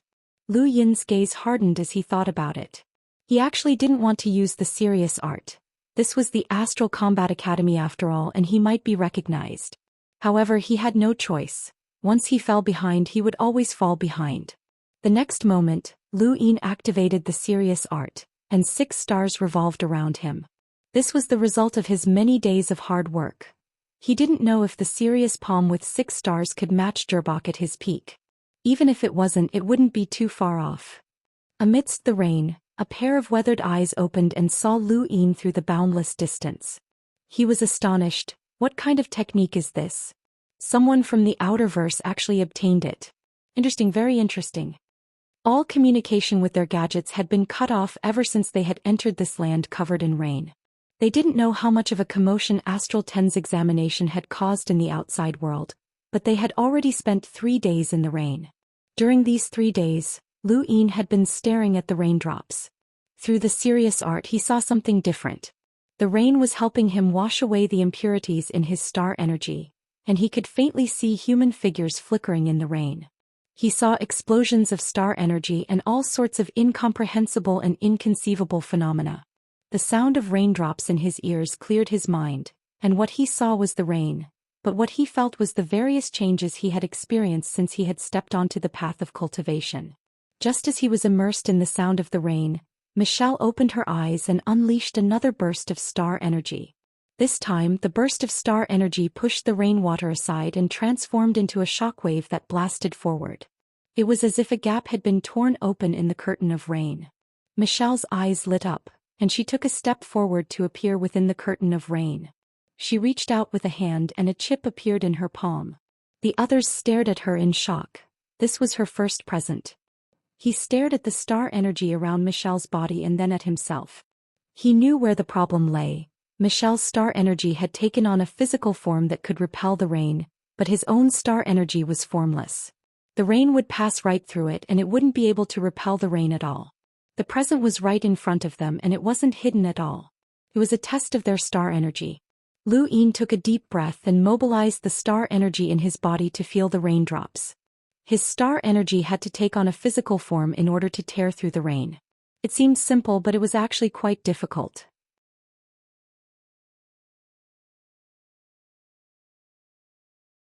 Welcome aboard. Stay tuned and subscribe to Han Li's Wuxia Adventures for more thrilling content. Chapter 109. Not long after Michelle, Xiaoluo extended his hand, and star energy spread out from his palm as he retrieved a chip from the rain with a smile on his face. Hui Day Night frowned, a cold glint flashing through his eyes. Deep within the rain, a pair of weathered eyes swept over Michelle and Xiaoluo, revealing a trace of admiration. Star energy is the foundation of all cultivation. The same battle technique can have a huge difference in power if it's different with different star energy. Mediocre cultivators focus on weight, while strong cultivators focus on quality. To be able to materialize star energy in 3 days is not easy, but you're still considered a genius. The next step is the realm of infinite changes, and those who can achieve that can be called geniuses. Another day passed and Hui Day Night suddenly opened his eyes. He grabbed at the rein and tore it apart in a domineering manner. He took out a chip with a proud expression. Almost at the same time, Lulu also took out a chip and glared at Hui Day Night provocatively. Hui Day Night's eyebrows rose and a trace of displeasure flashed through his eyes. What right did an ant from the outerverse have to look him in the eye? Lulu simply couldn't stand the Day Night clan, and she raised her fist at Hui Day Night. Hui Day Night's eyes narrowed. Woman, you're courting death. Lulu sneered. A mere Day Night clan member. Hui Day Night was shocked. Who are you? Mavis, Lulu said proudly. Hui Day Night was shocked, but he didn't say anything else. He knew how terrifying the Mavis clan was. Michelle and the others received 4 gifts, but they weren't in a hurry to leave. Instead they stood in the rain and looked at the scenery. This place was mystical and it could cleanse one's soul. Lu Yin had been using the serious arts to sort out his star energy while looking at the rain. He tried to imitate raindrops in a futile attempt to liquefy his star energy, but he failed. He had also tried to atomize his star energy, but it had also failed. Regardless of whether it was liquid or mist, they were both beyond the realm of ordinary power. Since power was formless, turning it into something tangible was transcendence. Hold on, he suddenly thought of something. He cultivated the serious arts, and the principle behind it was to imitate the movements of the stars. But where did stars come from? It was formed by star energy, which meant that it was corporeal. Lu Yin was vexed. He had been too stupid to have thought about the stars. He had been training in corporeal star energy from the very beginning. Lu Yin opened his eyes and reached out to grab something in front of him. A star tore through the curtain of rain and he saw the 5th chip. Just as he was about to grab it, a fierce force suddenly attacked him and transformed into a sword. 1 sword, 2 swords, 3 swords, and 3 swords pierced through the air in a triangular formation. The star in Lu Yin's palm exploded and collided with the 3 swords. Everything had happened too quickly and he had only been able to simulate a single star. It was simply unable to withstand the pressure from the 3 swords, so he immediately withdrew his hand. The final chip landed in the hands of a man, Zhao Yilong from the Myriad Swords Peak. Lu Yin glanced at Zhao Yilong, but the man ignored him and continued to study the chip. Friend, it's not very nice of you to suddenly attack, Lu Yin said coldly. Zhao Yilong glanced at him. You can snatch it from me. Lu Yin's gaze turned cold, and he was just about to make a move when a shadow flashed past the crowd and landed on the northern plateau of the platform. Everyone looked over. It was a man with his back facing the crowd. His surging star energy suddenly turned solid and swept across the crowd, shocking everyone. This was a Lemmeter. Everyone fell silent. The man with his back to the crowd had an elegant figure and slightly long hair that fluttered in the rain. He had the demeanor of an expert. The man slowly turned around and as he did so he said, "Congratulations, juniors." At this point the man blinked and stared blankly at the crowd. May I ask where the students who passed the test are?" Coco was a good kid and immediately answered, "We are." The man was stunned and forced a smile. "Little girl, don't mess around. How many people do you have?" "Our academy recruits at least 1,000 people." Zora raised her head. "That's us. Are you a senior here?" The man's face twitched and he suddenly shouted, "Rainmaster, is there a mistake? How can there be so few people? Where's the cute juniors? Where's the cute juniors? Where did they go?" "Shut up. There are only 12 people who passed this time. That's all," a shout came from the rain. The man's face turned bitter. How can this be? Has Astral 10 really fallen to such a state? Only 12 people passed the test? How sad. Michelle furrowed her brows. "Senior, please get to the point." The man sighed and looked as if he had been dealt a heavy blow. His gaze swept across the crowd and suddenly stopped on Michelle's face. His eyes lit up and he instantly appeared in front of her. He bowed in a gentlemanly manner. "My name is Big Pow. Junior, may I know your name?" Michelle was dissatisfied. "Senior, please get to the point." The rain suddenly became heavier and the sky became gloomy. Big Pow, if you embarrass yourself again, I'll punish you by sending you to the sand ocean for a year. The man was shocked and quickly retreated to the high ground. He coughed a few times with a solemn expression. Greetings, juniors. My name is Big Pow and I'm a student of Astral 10. I'm your senior. Now let me introduce you to Astral 10. He winked at Michelle and continued. As everyone knows, the Astral Combat Academy is the top academy in the universe. Astral 10 has a long history and is a treasure of the universe. It's a holy land that countless elites dream of. Senior, please don't talk nonsense, Hui Day Knight said coldly. Big Pow glared at him unhappily. Junior, don't interrupt when your senior is talking. Be polite. Hui Day Knight looked at him with disdain. Senior, please get to the point. Michelle spoke for the third time with a slightly impatient tone. Big Pow coughed again and was a little embarrassed. All right, Astral 10 doesn't have a mentor to teach you. You're all self-taught. There are 3 famous cultivation holy lands in the universe. The Rain Observatory, the Stargazing Deck, and the Sand Ocean. The Rain Observatory is here and the rain has never stopped for countless years. It's good for cultivating your star energy. As for the other 2 places, you'll know when you get there. After the introduction, Big Pow suddenly thought of something. A friendly reminder. If you want to leave the Rain Observatory, it's best to use a teleportation device. Otherwise, I can't guarantee how long it'll take you to reach the other 2 places. Senior, is the academy big? Coco asked obediently with a curious expression. Big Pow looked at Coco's adorable expression and his heart melted. He smiled brilliantly. It's very big. The Rain Observatory you're at isn't the entire place. It's just a corner of it. The entire place is made up of tens of thousands of towering trees. Tens of thousands? That's not a lot. Big Pow laughed strangely. Not a lot. What if I told you that the platform you're at is just the top of a tree, and that the countless green trees you see in the distance are actually branches of a single tree? What would you think? Everyone was shocked. Coco covered her mouth and looked into the distance in shock. Those green trees were branches? Did that mean they were only looking at a single tree? Was it that big? They were all cultivators with a wide field of vision, but they couldn't see a second tree. With your speed, it'll take you at least a day to fly over the Rain Observatory, Big Pow said as he raised a finger. One day was enough for him to fly from Asia to the westernmost part of Europe, which meant that the Rain Observatory was as big as Earth's Eurasia. How could it be so big? If it was just the Rain Observatory, was Astral 10 as big as Xenu Star? Was that even an academy? There are many things that you need to pay attention to in Astral 10. It's not easy to explain, so I'll send you the information. Remember, you can't contact the outside world within the academy, so you can only contact each other. All right, let's exchange contact information, Big Pow suggested. Michelle and the others didn't move at all and ignored him. The situation was a little awkward. Big Pow was speechless. This was completely different from what he'd imagined. Where were the cute juniors? None of them, only the little girl was considered cute. What a pity. Senior, where are the mentors? Schutz asked. Big Pow had already lost interest and listlessly said, Look at the information yourself. The rest immediately checked their gadgets. Sure enough, there was a message about Astral 10. There wasn't much in the message.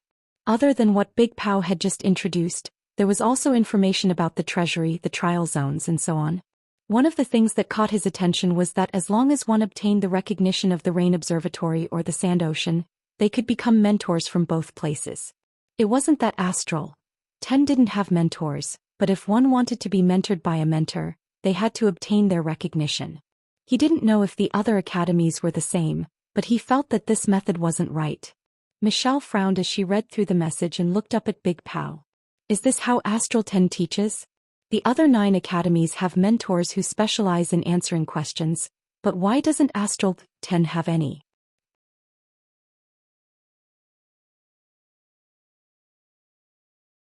Welcome aboard.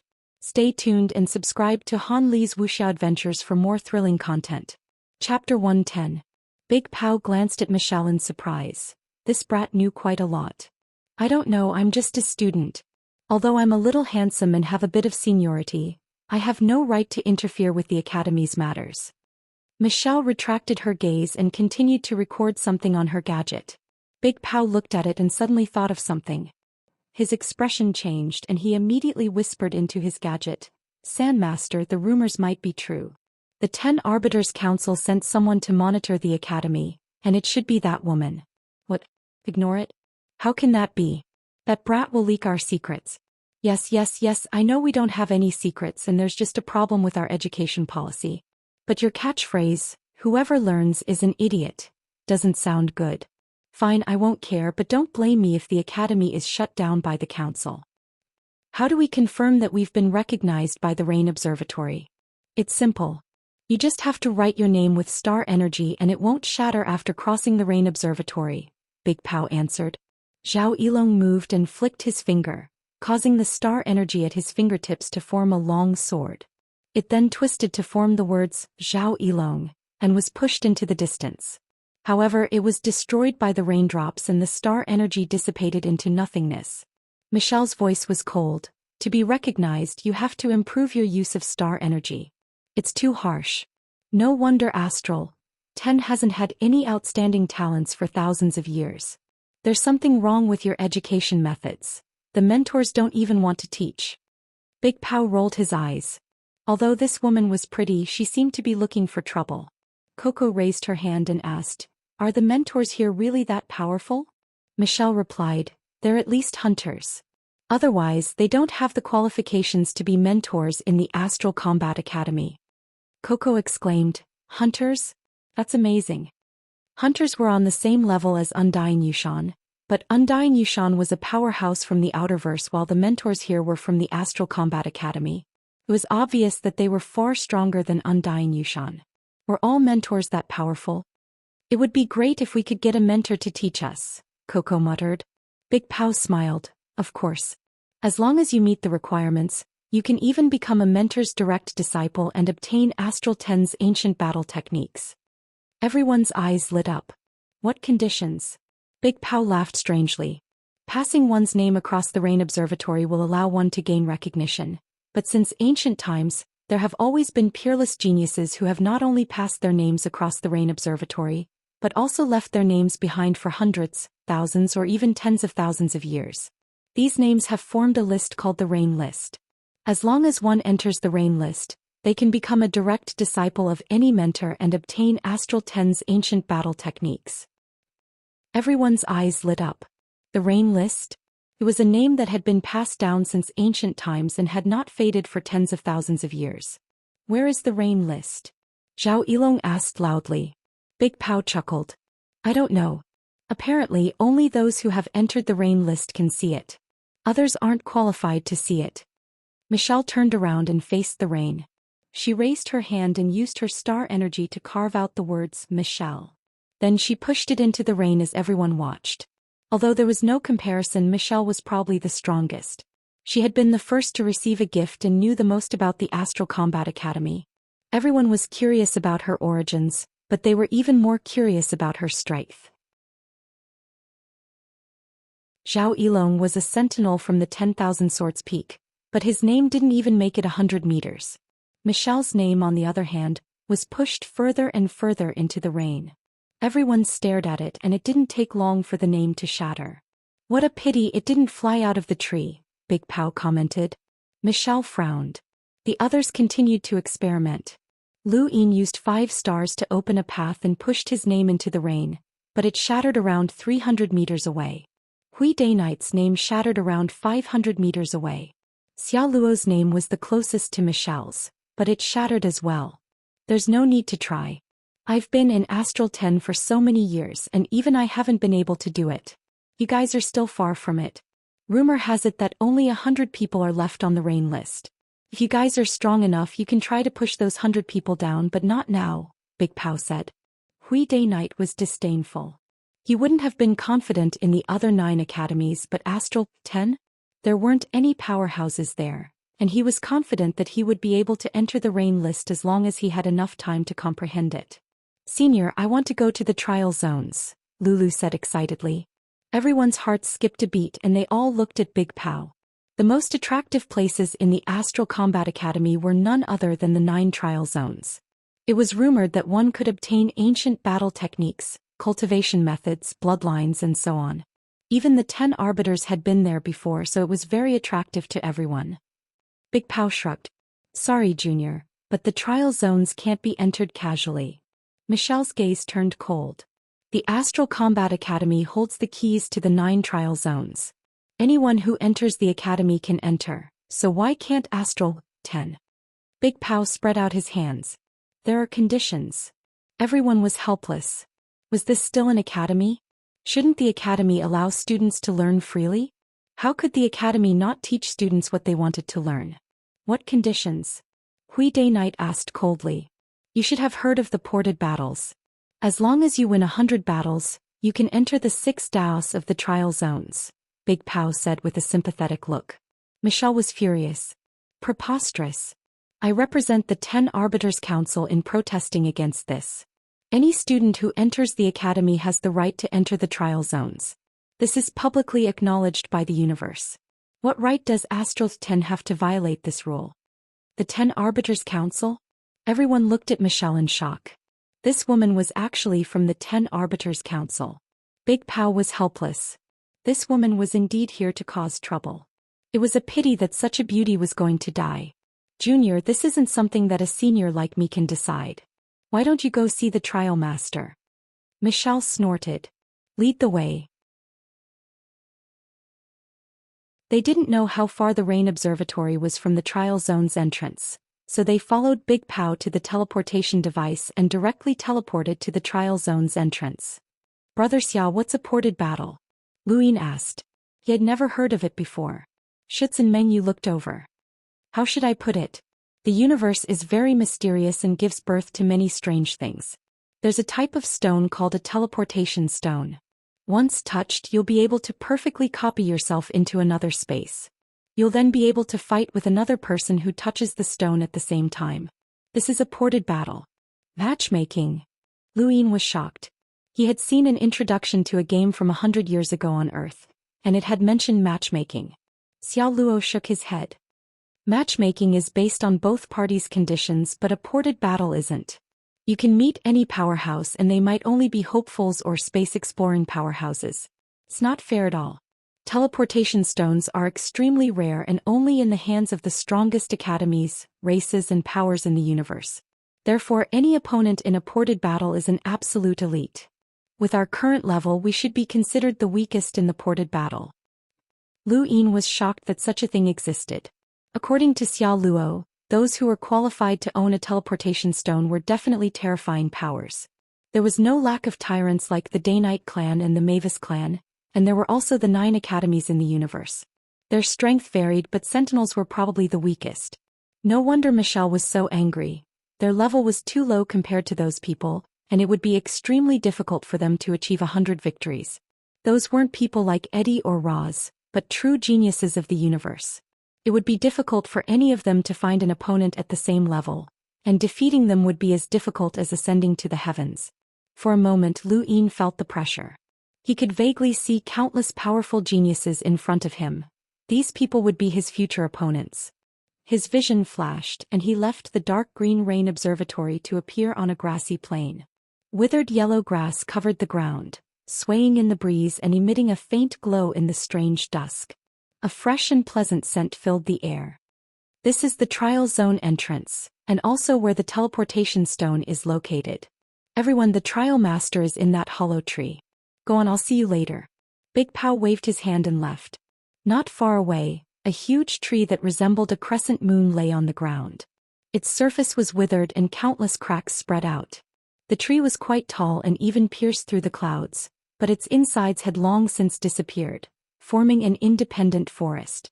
Michelle was the first to rush towards the withered tree, and the others followed closely behind. The moment they set foot on the tree, their attention was immediately drawn to a stone emitting a strong light in the distance. The stone floated in the air and a hazy fog hung down from it, making it impossible to see what was inside. That must be the teleportation stone. What a mysterious thing, Xiao Luo sighed. This was his first time seeing one as well.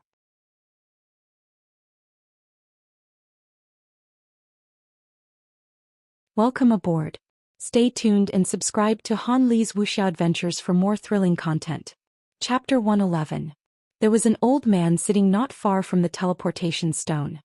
He had white hair and a benevolent face, but no star energy leaked from his body. He looked like an ordinary old man. Michelle landed in front of him and bowed slightly. Michelle, a subordinate member of the 10 Arbiters Council, greets the trial master. Lu Yin and the rest immediately followed and bowed as well. Only the black-haired Dark Void and Hui Day Knight remained indifferent, not even bothering to look at the old man. The old man opened his eyes as if he had not spoken in a long time. Just as he was about to say something, he coughed twice. His cloudy eyes slowly cleared as he looked at the group. His gaze swept across everyone before finally settling on Michelle. "Student, I'm sorry. I'm old and my ears aren't working. Could you please repeat yourself?" Michelle repeated herself. Michelle, a subordinate member of the 10 Arbiters Council, greets the trial master. The old man was confused. 10 Arbiters Council? The 10 Arbiters Council. The 10 Arbiters what? Michelle frowned and repeated herself several times before the old man finally understood. The 10 Arbiters Council? Michelle relaxed and nodded. She solemnly said, "Mentor, I'm from the 10 Arbiters Council and I'm here to supervise Astral 10. May I ask why Astral 10 students need to pass the 100 victories ported battles to enter the trial zones?" "Student, what did you say? Could you please repeat yourself?" The old man leaned forward and spoke with great effort, his expression serious. Michelle was stunned for a moment before helplessly taking a few steps forward. "Mentor, I'm from the 10 Arbiters Council and I'm here to supervise Astral 10. May I ask why Astral 10 students need to pass the 100 victories ported battles to enter the trial zones?" The old man was stunned for a moment before pointing at the teleportation stone. "That's the teleportation stone. Student, do you want to enter the ported battles?" Michelle was speechless. Lulu laughed. Lu Yin was also amused. Michelle turned around and glared at the two of them before looking helplessly at the old man. She didn't know what to do. Could this old man really not hear her? But it seemed like he really couldn't hear her. Michelle helplessly turned around and walked towards the teleportation stone. By this time, Hui Day Knight had already stepped into the teleportation stone. Not far away, Zhao Yilong was watching. "Who went in?" Michelle asked Zhao Yilong. "The Day Knight clan," Zhao Yilong replied coldly. Michelle looked at the fog below the teleportation stone and waited quietly. Lu Yin and the rest also arrived, all of them wanting to try their hand at ported battles. A teleportation stone could only be used by one person at a time and Astral 10 only had one. Hui Day Knight walked out with an ugly expression on his face. "How is it? You failed, didn't you?" Lulu gloated. Hui Day Knight snorted. "Hui Day Knight, 0 wins 1 loss."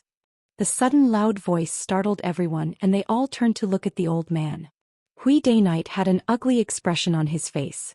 The old bastard was targeting him by reporting the results of his defeat. Michelle's face did not look too good. The old man must be faking it.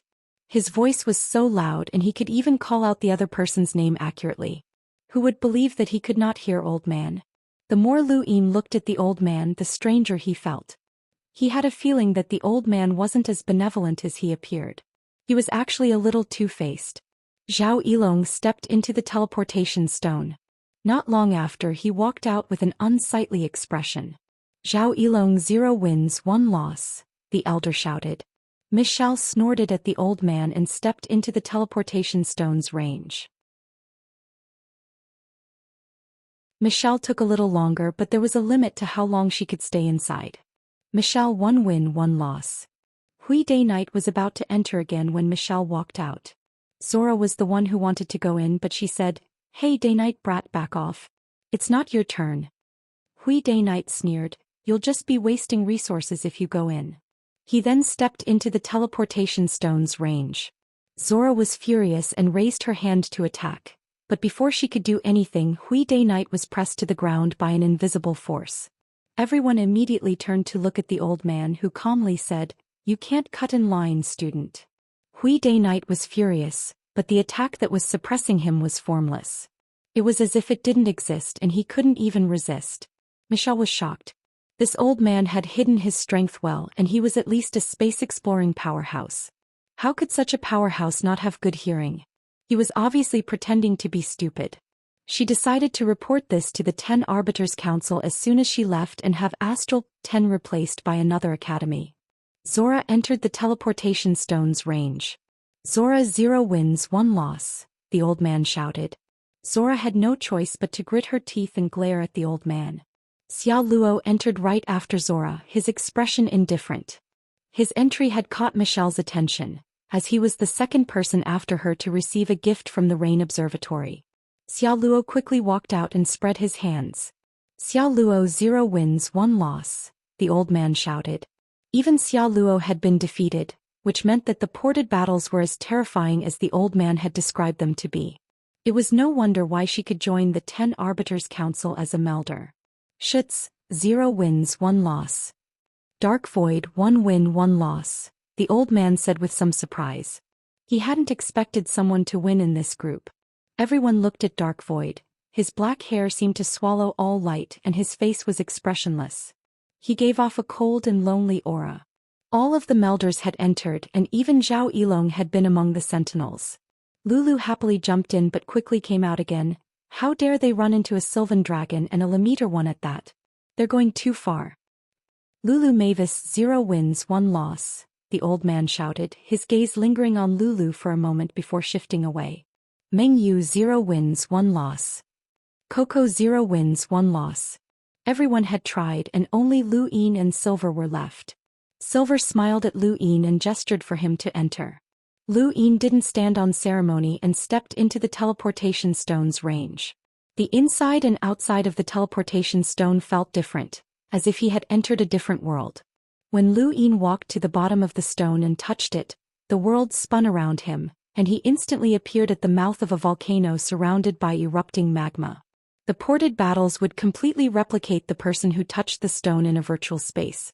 The space wasn't fixed and it could be an ocean, a volcano, or even the sky. This time, Lu Yin had arrived at the mouth of the volcano. Hot magma erupted and Lu Yin looked at his own body. This replica had not replicated his appearance, only his body.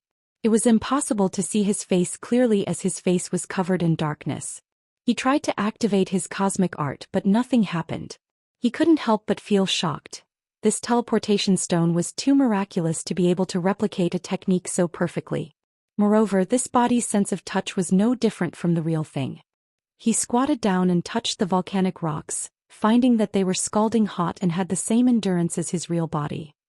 Suddenly, a figure appeared in front of him, accompanied by a terrifying pressure that caused the void to distort and the volcano to collapse. Lu Yin's pupils shrank and he was instantly killed before he could even react. Before he left the space, he saw a strange name above the figure's head, Brother Windbro. Damn, it's just a rookie sentinel. Sorry, I should have restrained myself. Poor thing, he didn't even have a code name before dying hot. Above the volcano, Brother Windbro laughed inwardly. Below the teleportation stone, Lu Yin opened his eyes and broke out in a cold sweat.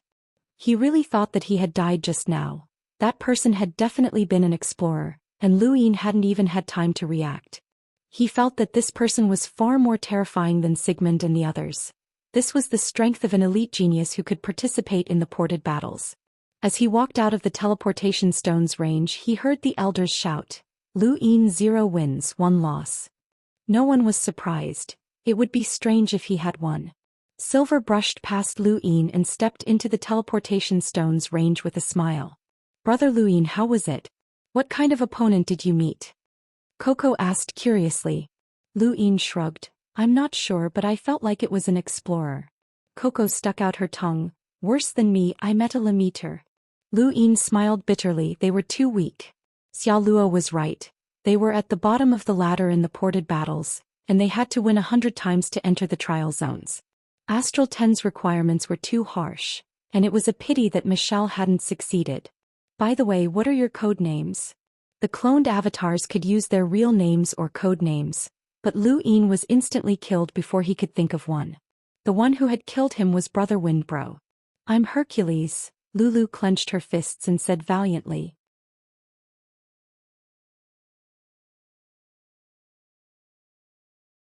Welcome aboard. Stay tuned and subscribe to Han Li's Wuxia Adventures for more thrilling content. Chapter 112. Lu Yin smirked and looked at Coco. What about you, Coco? Coco was embarrassed. Little angel. Lu Yin was speechless. I'm Silver Needle, Sora said as she came over. Meng Yu walked over and stared at Lu Yin. Remember, I'm desolate. If I meet you in the ported battles, I won't hold back. There's only one teleportation stone, we won't be able to touch it, Lu Yin said. Silver walked out with a smile that was standard for a fox's, looking very happy. Everyone thought that he had won, but the old man shouted, Silver 0 wins 1 loss. At this point, all 12 had tried their hand at the ported battles. Aside from Michelle and Dark Void, the others had all lost. Not only did they have to face powerhouses with higher realms, but they were also all top elites and geniuses. The universe was vast, and Lu Yin finally felt that the Great Yu Empire was too small. Back in the Great Yu Empire, his sentinel strength had been enough to rival Yu Academy's melders. Especially after activating his 6th star, he was confident that he could go toe-to-toe with a hall master like Gerbach. However, he wasn't confident in facing opponents in the ported battles, including those at the same level. Perhaps he might even meet powerhouses who also studied the serious arts in the ported battles. Hui Day Knight stepped into the teleportation stone's range once more, intending to continue. Most of the others did the same. Ported battles were new to them and they all wanted to give it a try. After a few rounds, Lu Yin entered as well. He gave himself a code name 7th Bro, and for some reason he felt like he should be ranked 7th. In the ported battles he had been very unlucky. He had encountered 2 Limiters, 1 Explorer and 1 Melder, but even that Melder had easily defeated him. On his 5th trip out of the teleportation stone, Lu Yin heard the old man shout, Lu Yin 0 wins 5 losses. He walked away, deciding not to enter for the time being. There was no point in fighting like this. The people participating in the ported battles wouldn't give him time to react. They only cared about the number of wins and it wouldn't help him increase his strength. Lu Yin finally understood that the ported battles were a benchmark to test one's strength. Student, want to eat something? Silver smiled as he held up a piece of barbecued meat and sprinkled some seasoning on it. Coco, Zora and Lulu were all already eating. Lu Yin did not stand on ceremony and walked over to pick up a piece of barbecued meat. He had to admit that it was delicious. Big brother Silver, your cooking skills are really good, Coco praised. Silver smiled. Eat more if you like. I'm a gourmet. How many matches have you fought? Silver raised a finger. Only 1 battle. Lu Yin was astonished. Silver rolled the barbecued meat around and smiled at Lu Yin. You've already fought 5 rounds. Are you going to continue? Lu Yin shook his head. Silver casually tossed the barbecued meat to the old man, who caught it and sniffed it. Not bad. You're perceptive. Good kid. I'm glad you like it. Silver smiled. The old man's face bloomed into a smile. Yes, I do. Fortunately, Michelle didn't see this scene. Silver's voice wasn't loud, but the elderly man heard it clearly. He was clearly feigning ignorance in front of Michelle. If that woman saw this, she would definitely explode. As time passed, people left one after another. Zhao Yilong, Schutz, Xiao Luo, and Zola all left to find places they were interested in. Silver also left. Lu Yin stayed near the teleportation stone for 3 days. He wanted to know how many victories Hui Day Knight and Dark Void had. Hui Day Knight 1 win 27 losses, the old man shouted. Not long after, Dark Void 7 wins 22 losses. Lu Yin was stunned. 7 wins. That person had actually won 7 times. Hui Day Knight also stared at Dark Void in astonishment. This person was far stronger than him. 7 wins. That's amazing. An unfamiliar man appeared 10 meters away from Lu Yin and looked at Dark Void in astonishment. Lu Yin looked at the man with a puzzled expression. The man smiled at Lu Yin. Let me introduce myself. I'm Little Pao. You can call me Senior Little Pao. Lu Yin was puzzled. Little Pao? Yun Big Pao? That's my older brother. Lu Yin nodded. The 2 brothers had chosen their names quite casually. Senior Little Pao, I have a question. We've been here for 3 days, but why haven't we seen a single senior? Little Pao was embarrassed. They've all left. Aside from the mentors, we're the only ones here. What? They've all left? Lu Yin was shocked. Little Pao nodded and sighed. Astral 10 used to be in the Innerverse, but it was relocated to the Outerverse. The former students either transferred to other academies or left. No one wants to come to the Outerverse. Lu Yin hadn't expected Astral 10's situation to be so bad. No wonder he hadn't seen a single student. Not long after, Lu Yin bid farewell to Little Pao and left the trial zone entrance.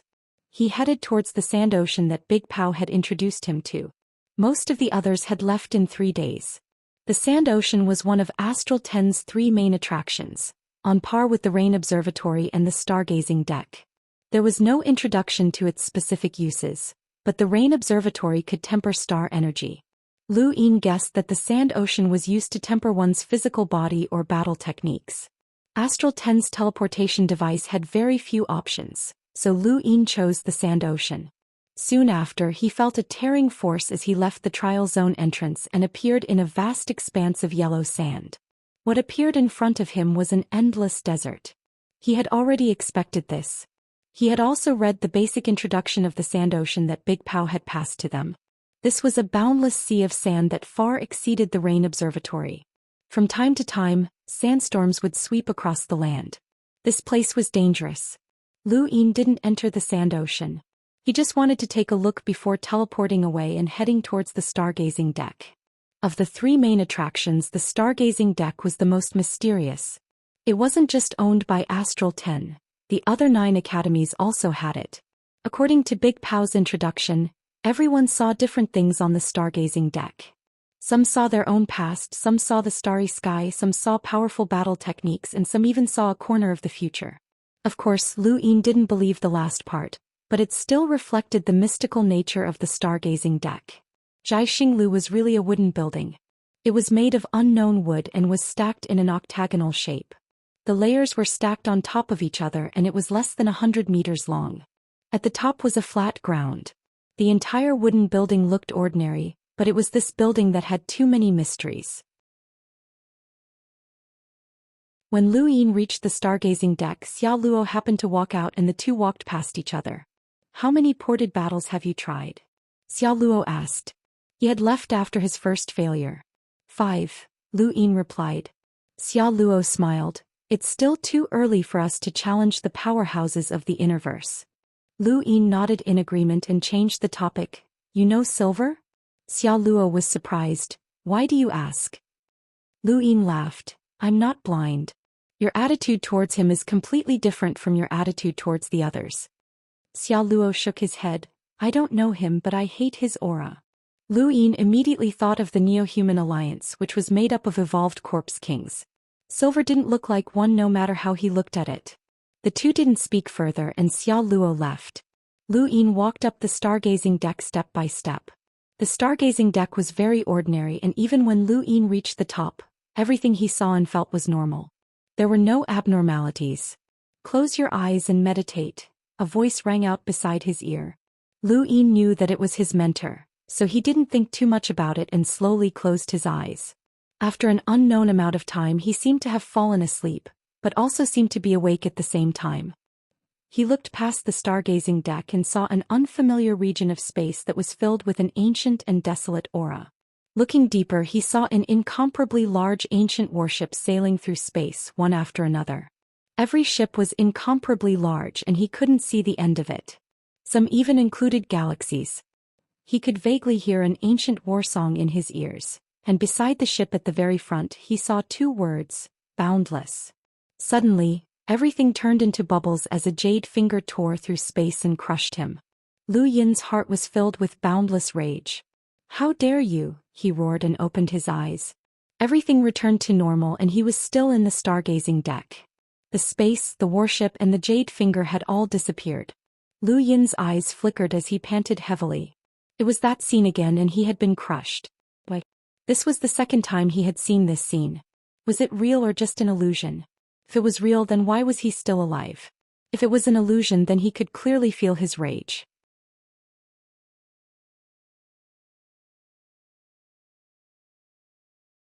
Welcome aboard. Stay tuned and subscribe to Han Li's Wuxia Adventures for more thrilling content. Chapter 113. His clothes were drenched in sweat as he stared at the ground, recalling the scene he'd just seen. The unfamiliar sky, the huge ancient warship, and that jade finger. Go down. Stargazing deck picks the stars. It picks the past and present, the cycle of karma, and the stars that belong to you. The mentor's voice sounded again. Lu Yin looked up and bowed, his tone respectful. Mentor, may I ask if stargazing deck picks the past and present, but can it also pick the future? The mentor replied indifferently, everything has a cause and effect. If you pick the cause, there will be an effect. What do you mean by the last sentence? What do you mean by the stars that belong to me? What I saw was clearly an unfamiliar sky, Lu Yin asked. Ask yourself. You picked the past and present, the changes of time. Go down. I will not answer you again. Lu Yin walked down the deck doubtfully, his gaze lost. Everyone saw different things, so what did he see mean? His overdraft of innate gifts and stargazing deck had allowed him to see that jade finger. Whose finger was it? Why did it want to crush him? Why was he angry? After arriving at Astral 10, Lu Yin only felt one thing. Insignificance. Invincible among the sentinels? What a joke, that was only the Great Yu Empire. A person's strength was not only reflected in the same level of power, but also in their realm. How many people in the Innerverse were younger than him but far more powerful? All that talk about being invincible within the same realm and having a fair fight was just a lie. Baser had once said that no one would seal their realm in a fight, as realm was also a type of power. This was the same for ported battles. He hadn't met a single sentinel in his 5 battles. Powerhouses didn't believe in fairness, only in crushing their opponents. He would never forget the humiliation that Wendy Yushan had brought upon him. She hadn't even appeared personally, she had looked down on him from a high vantage point. She hadn't even looked at him with disdain. After muttering to himself for a while, Lu Yin looked up and walked into the teleportation device, choosing the Rain Observatory. He wanted to start there. After passing the exam, he would be sent directly to the Rain Observatory. This was Astral 10's arrangement, and there had to be a reason for it. Perhaps it was the beginning of everything. The rain from the Rain Observatory made the sky dark green, and Lu Yin suddenly felt a sense of familiarity when he arrived there again. He looked around and leaped into the sky. It took him a few minutes to fly out of the range of a large tree. Looking down from the sky, Lu Yin could not help but feel a little shocked. Big Pao had been right. There was a blue stone platform at the top of each giant tree, and these unbelievably large trees formed Astral 10's Rain Observatory. He found a blue stone platform 2 hours away from the teleportation device and sat down cross-legged, quietly watching the rain fall. Back in the Great Yu Empire, above the second ring of Xinyu Star, Zhang Dingtian slashed out with his blade and cut down a flying astral beast. Good, you've recovered your sentinel strength, a man nearby cheered. Zhang Dingtian's face was calm as he looked up into the sky. He saw the first ring of land in Xinyu Star, and even further away he saw the stars. Lu Yin should be in Astral 10 right now. Brother Zhang, let's spar and see how strong your realm breaker is. The man walked over to Zhang Dingtian excitedly. Zhang Dingtian retracted his gaze and tightened his grip on his blade. All right. Not long after, the two separated. The man was a melder while Zhang Dingtian was only a sentinel, so victory was quickly decided. Amazing, you've just recovered your sentinel strength and already have the strength of an elite from Yu Academy. As expected of a genius who broke the rules and remodeled his body. Even the captain thinks highly of you, the man praised. Zhang Dingtian wiped his blade. He was far from enough. Right, I heard you know King Zishan, the man asked. Zhang Dingtian nodded silently. The man was surprised. Tell me, is King Zishan really that talented? For people from the Great Yu Empire entered Astral 10 and he's one of them. It's said that he's unrivaled amongst the Sentinel realm and has even defeated a melder from Yu Academy. I'm not sure, Zhang Dingtian muttered. The man was disappointed. You're too stupid. If you could get on his good side, you would be able to do whatever you want in the Great Yu Empire. Let me tell you, he was just an idle prince before entering Astral 10, but his status has changed ever since. He might be able to enter the Innerverse like the 5th princess, but he might not even set his eyes on the Great Yu Empire. Zhang Dingtian's gaze turned cold as he gripped his blade firmly. He would also leave the Great Yu Empire and seek revenge on Qingyu and Lu Shaoge. On the second ring of the continent, Bai Shui was panting heavily as she stared ahead. Her body suddenly disappeared and reappeared a few meters away. No, it's too slow. It's not flash, it's turtle crawl. Peach complained as she sat on a peach tree and swung her legs, munching on snacks. Bai Shui gritted her teeth, sweat beading on her forehead. Faster, faster. Flash is my special skill, and as my personal secretary, you have to be extremely fast. Even faster, use your innate gift while you flash. On Xenu's star outside the Imperial Palace, the courtiers were walking out. It was supposed to be a normal day, but today was different. All of the courtiers were avoiding the 11th Squad's blind monk, not only because of the blind monk himself, but also because of Saruzin behind him. Far away in space, on a giant spacecraft, Zhou Xian was sullenly looking out the window as Xenu's star grew further and further away. He wanted to cry, but no tears came out. He had to leave to meet Captain Batson in the 7th filament, and he didn't know when he would be able to return. Boss, I miss you. In Astral 10 on the limestone platform of the Rain Observatory, Lu Yin sat there for 5 days, not moving at all as he watched the rain fall. The rain had changed from a mere droplet to a mere curtain that connected the heavens and the earth. Unknowingly, the star energy within his body began to mimic the rainwater, and it began to transform around his body as it began to rain. In the blink of an eye, another 10 days passed. He sat there for 15 days quietly watching the rain fall. His star energy had indeed changed and he could feel it, but it was too slow. He was sure that if he sat here for a year, his control over star energy would be far greater than what it was now, but he couldn't wait that long. Lu Yin admitted that he wasn't a patient person, or else he wouldn't have robbed those trial takers for star crystals. He had to think of something. He exhaled and moved his limbs. I haven't rolled my die in a long time. It's time to roll it again, but I don't have enough star crystals. It'll be a waste. Just as he was thinking, the dark green sky suddenly trembled, and the raindrops actually stopped falling. An unimaginable pressure swept over, and Lu Yin was instantly pressed to the ground as he spat out a mouthful of blood.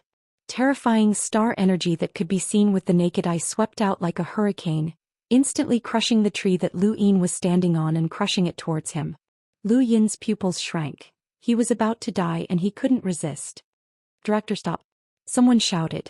Just as Lu Yin felt like he was about to be crushed into a puddle of blood, the terrifying force disappeared, and a ragged old man laughed maniacally in the sky. You started this war and now you're reaping what you sowed. Ah, the war you started. Lu Yin stared blankly at the crazy old man as he ran past, his head swelling as he fainted. The moment he fainted, mysterious runes flashed on his back, forming a lock that glowed before disappearing. A middle-aged man walked out of the void and arrived behind Lu Yin, looking at him in shock. Was that a seal? This kid's body has been sealed, but what seal? Why haven't I seen it before? I can't even see how many lines there are and I can't break it. Interesting. The crazy old man destroyed dozens of giant trees before disappearing. Lu Yin was more unlucky. If not for the Rainmaster, he would have died. He only woke up after a day and a night. His head hurt and he opened his blurry eyes. Raindrops dripped from the back of his hand, bringing with them a slight chill. Was this the Rain Observatory? What happened to him? You're awake, an ancient voice sounded from behind him. Lu Yin turned around and saw a middle-aged man. He looked ordinary, but he knew this voice. It was the Rainmaster. Are you the mentor? Lu Yin asked, his voice hoarse. The man looked at him with a strange gaze. I'm Guan Yu, you can call me the Rainmaster. Yes, Rainmaster, Lu Yin replied respectfully. The Rainmaster looked at him. Do you remember what happened? Lu Yin frowned and thought for a moment before his expression changed. He looked around and saw dozens of giant trees that had been destroyed stretching far into the distance. There was a crazy old man. The Rainmaster sighed. Forget about it. Lu Yin nodded and didn't ask any more questions. Before he fainted, he had vaguely heard the words director. That old man couldn't be Astral 10's director, could he? The Rainmaster tossed a chip to Lu Yin. This is for you.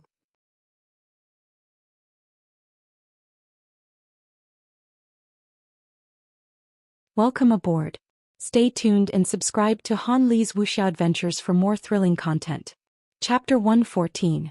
Lu Yin's eyes lit up when he accepted it. This should be a gift from Michelle and the others, but he actually got one as well. It was probably hush money or compensation. Lu Yin was about to ask something, but the Rainmaster had already disappeared. Rather disappointed, he inserted the chip into his gadget and looked at the screen with shining eyes. There was an introduction to star energy that clearly described its many transformations. Seeing this, Lu Yin finally knew what he should do next. Every student should have something like this, Lu Yin muttered to himself. Astral Ten's education methods were indeed problematic. According to the chip, star energy went from removing impurities to solidifying, and then to the realm of infinite transformations.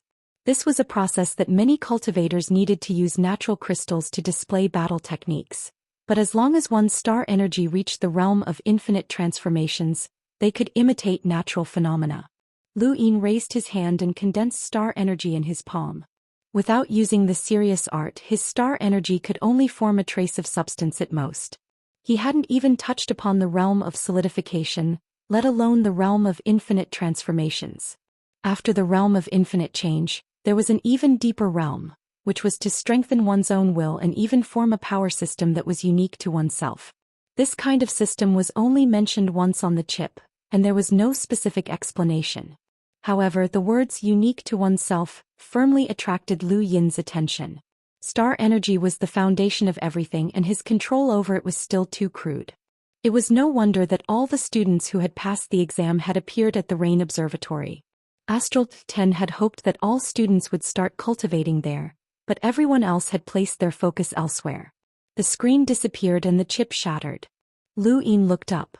He also wanted to cultivate at the Rain Observatory and let his star energy transform, but it would take too long. What he wanted the most right now was to obtain a batch of star crystals and roll his die.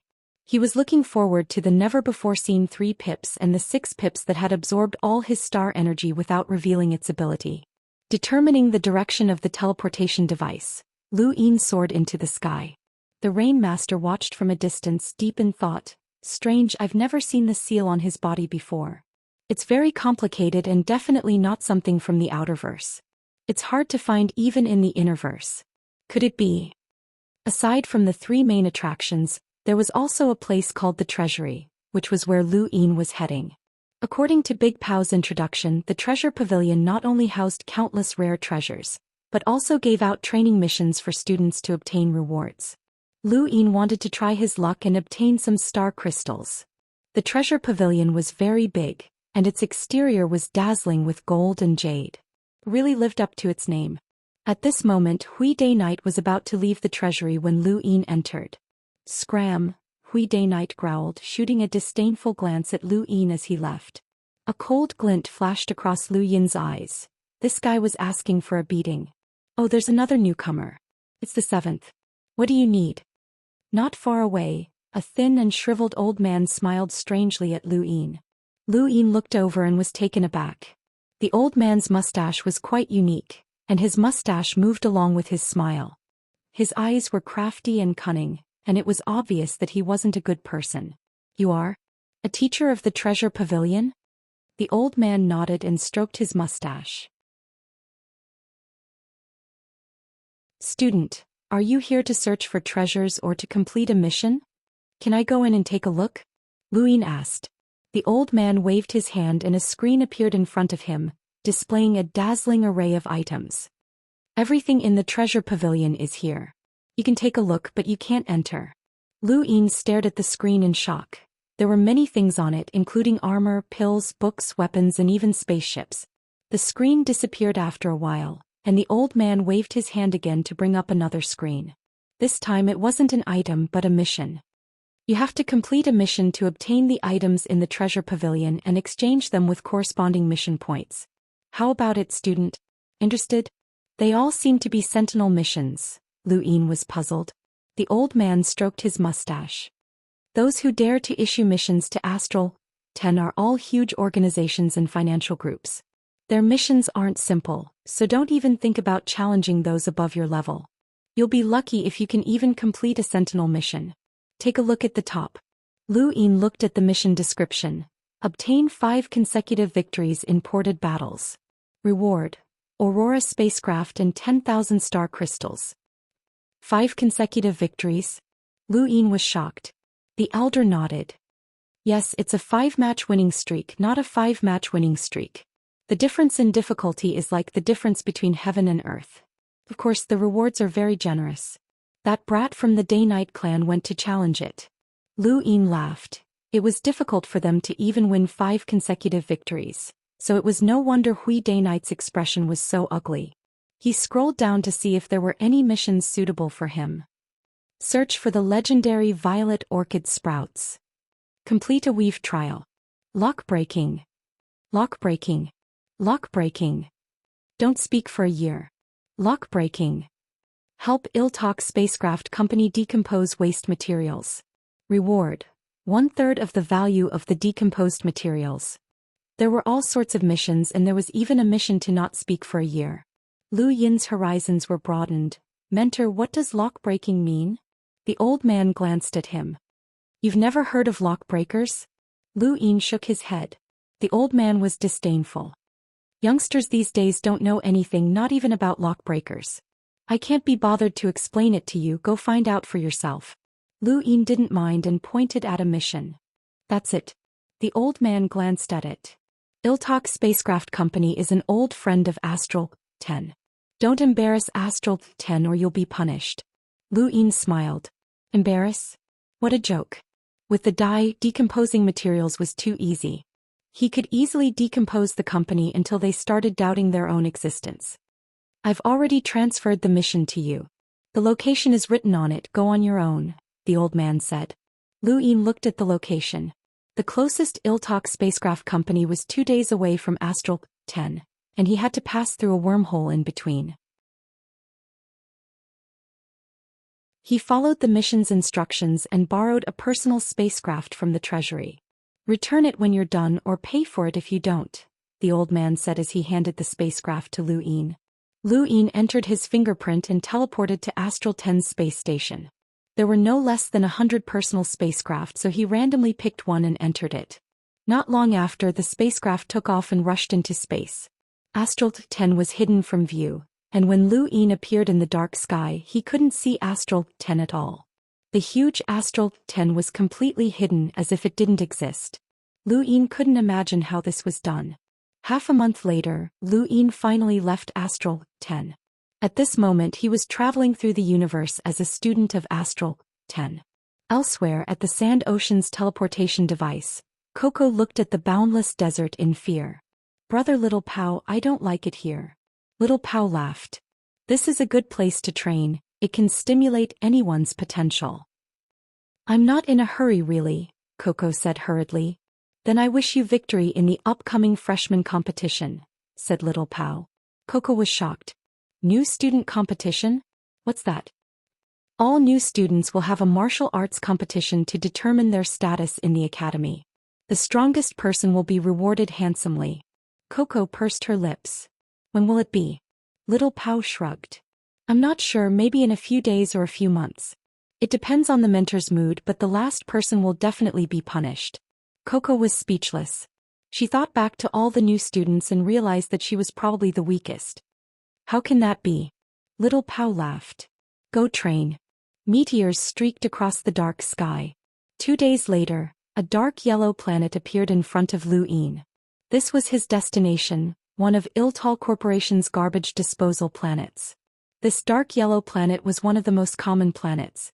It was under the control of Iltoko, and everyone on it was Iltoko's people. Lu Yin's spacecraft was confirmed to be allowed to land. When he opened the door and walked out, he saw a slightly plump middle-aged man smiling at him. Welcome to Iltal Corporation, I'm Manager Ake. The man immediately greeted him politely. Lu Yin nodded. I'm Lu Yin.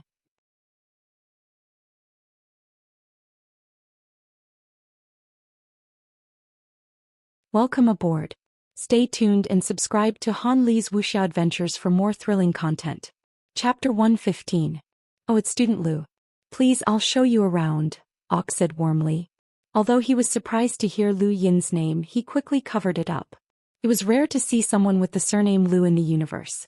Lu Yin looked up and saw a dark yellow sky. There was no sun, only thick yellow clouds that gave off an oppressive feeling. It's fine, Manager Ok. Take me to where the mission is, Lu Yin said directly. Ok nodded. All right, please take the spacecraft. Lu Yin and Ok boarded a large spacecraft that quickly left the space station and flew off into the distance. Mr. Lu, this planet is full of irritating gases. It's not suitable for living, so we Iltal bought it to store abandoned machines. Look, there are abandoned machines everywhere, including abandoned spaceships, aircraft, weapons, armors, everything. Aku explained. Lu Yin's gaze was calm. This was a dying planet. Perhaps it had once given birth to a civilization similar to Earth, but due to various reasons, it was on the verge of destruction and could only be used as a garbage dump. Perhaps in a few 100,000 years, this planet would cease to exist. The land was dry and there wasn't even a basic water source. Many people in spacesuits were searching for something. They were all slaves that Iltoko had brought over from a desolate planet to search for something useful. There were too many of them. If not for Lu Yin's protection, the cultivators on Earth would have been sent to the battlefield, and the ordinary people would have ended up like these people, living on this desolate planet as garbage until they died. Student Lu, what kind of disassembler do you use? Ak asked. There was too much trash in the universe and a considerable amount of it was man-made. Although these products were discarded, many companies would separate useful materials from them and reforge them. This method was cost-effective and also effective in cleaning up the universe's trash. The device used to separate materials was called a disassembler. Lu Yin had done some research over the past 2 days and found that cultivators used star energy to separate different materials. Generally speaking, the better one's control of star energy, the more material they could separate. This was one of the reasons why Astral 10 had accepted this mission. It allowed them to train their star energy. I don't need a disassembler, Lu Yin said calmly. Ak was stunned and stared at Lu Yin. Student Lu, what did you say? Lu Yin frowned. Prepare a quiet place for me, I don't need a disassembler. Manager Ake's eyes flashed. He nodded and ordered the aircraft to turn around. Half an hour later, the aircraft stopped beside a hill. Student Lu, there's no one here and there are many abandoned machines around. You can use them to your heart's content. Don't worry, there won't be anyone watching. Lu Yin got off the aircraft and breathed in the pungent gas. This gas was no different from poison to ordinary people, but it was harmless to cultivators like him. It was just a little unpleasant. I'll get someone to prepare an air freshener for you, Manager Ak quickly said. Lu Yin waved a hand. There's no need for that. You guys can leave. I'll call you when I'm done. Manager Ak did not continue to be courteous and left on the aircraft. As soon as he left, he activated his gadget. General Manager, the students from Astral 10 don't need a disassembler. They either rely on star energy or innate gifts. He's probably relying on his innate gift. If he can decompose materials with just his star energy, then he's qualified to become a lock breaker. He won't accept such a mission, so don't worry about him. Let's wait for the results to come out, a pleasant female voice said. Manager Aku hurriedly agreed. The hill wasn't very tall, so Lu Yin rose into the air and looked around. There were countless abandoned machines that reached into the clouds, some large and some small. The largest one stretched far into the distance. It was probably a large spacecraft. Dark yellow clouds floated in the sky as Lu Yin stretched his limbs. Let's begin. I hope I get 2 pips. He then took out his die. The die emitted a hazy starlight. It didn't need to be replenished with star crystals. After so many days, it should have returned to its original state. He gulped. Every time he rolled the die, Lu Yin was always nervous. He tapped the die, causing it to spin rapidly until it finally rolled a pip. There was a clatter as a war blade fell to the ground. Lu Yin picked it up and inspected it. It wasn't bad and was suitable for a melder, but it was useless to him. He took out a cube of star crystals from his cosmic ring and crushed it. The die returned to its original state and he tapped it again. His luck wasn't bad. He rolled a pip and a disassembler vortex appeared. Lu Yin was delighted. This was it. He crushed 18 cubes of star crystals without a second thought. This vortex was similar to the time-stop space and it could use star energy to increase time. 1 cube of star crystals could increase time by 160 minutes, which was twice as long as the time-stop space. 18 cubes would be enough to sustain the vortex for an entire day. But it's a little small, Lu Yin muttered to himself as he picked up an abandoned machine and tossed it into the vortex.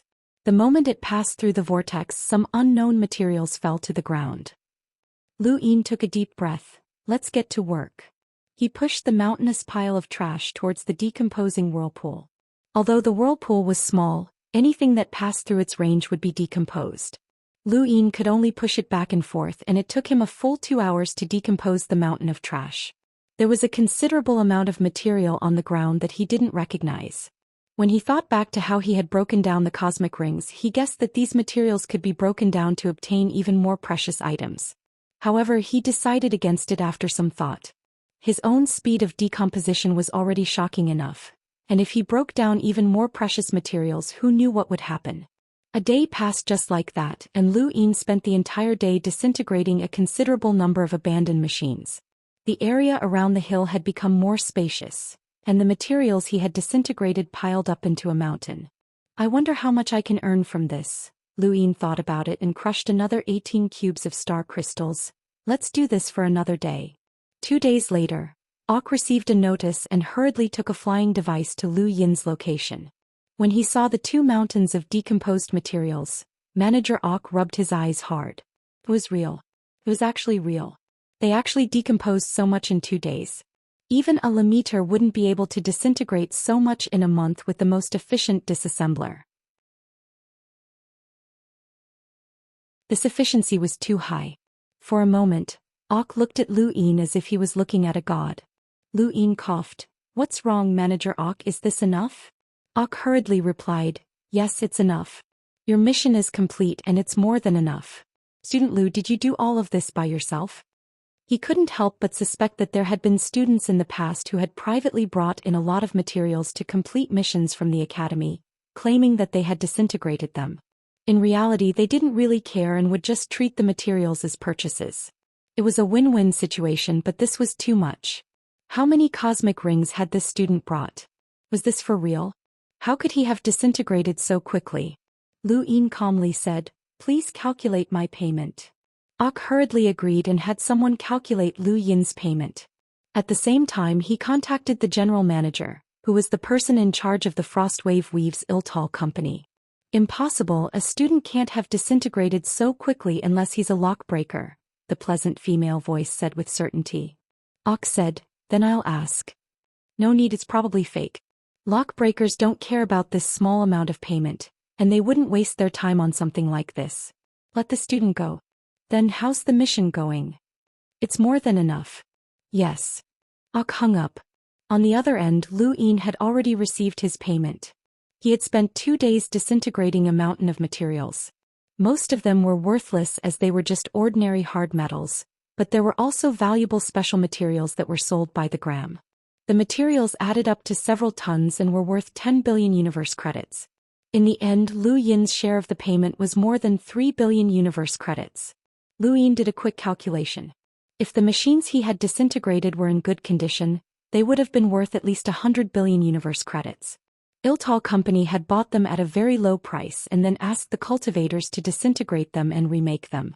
The finished products could be sold for tens of billions of universe credits. Even after deducting the payment, Lu Yin could still make more than 10 billion universe credits. The repairs, maintenance, and training of the machines all cost money, and this money would also be paid to Iltal company. It was no wonder that they had the money to buy a planet and turn it into a garbage dump. Lu Yin felt jealous. This company was just one of the Outerverse companies, and it was nothing compared to the other major powers, not to mention the Mavis Bank.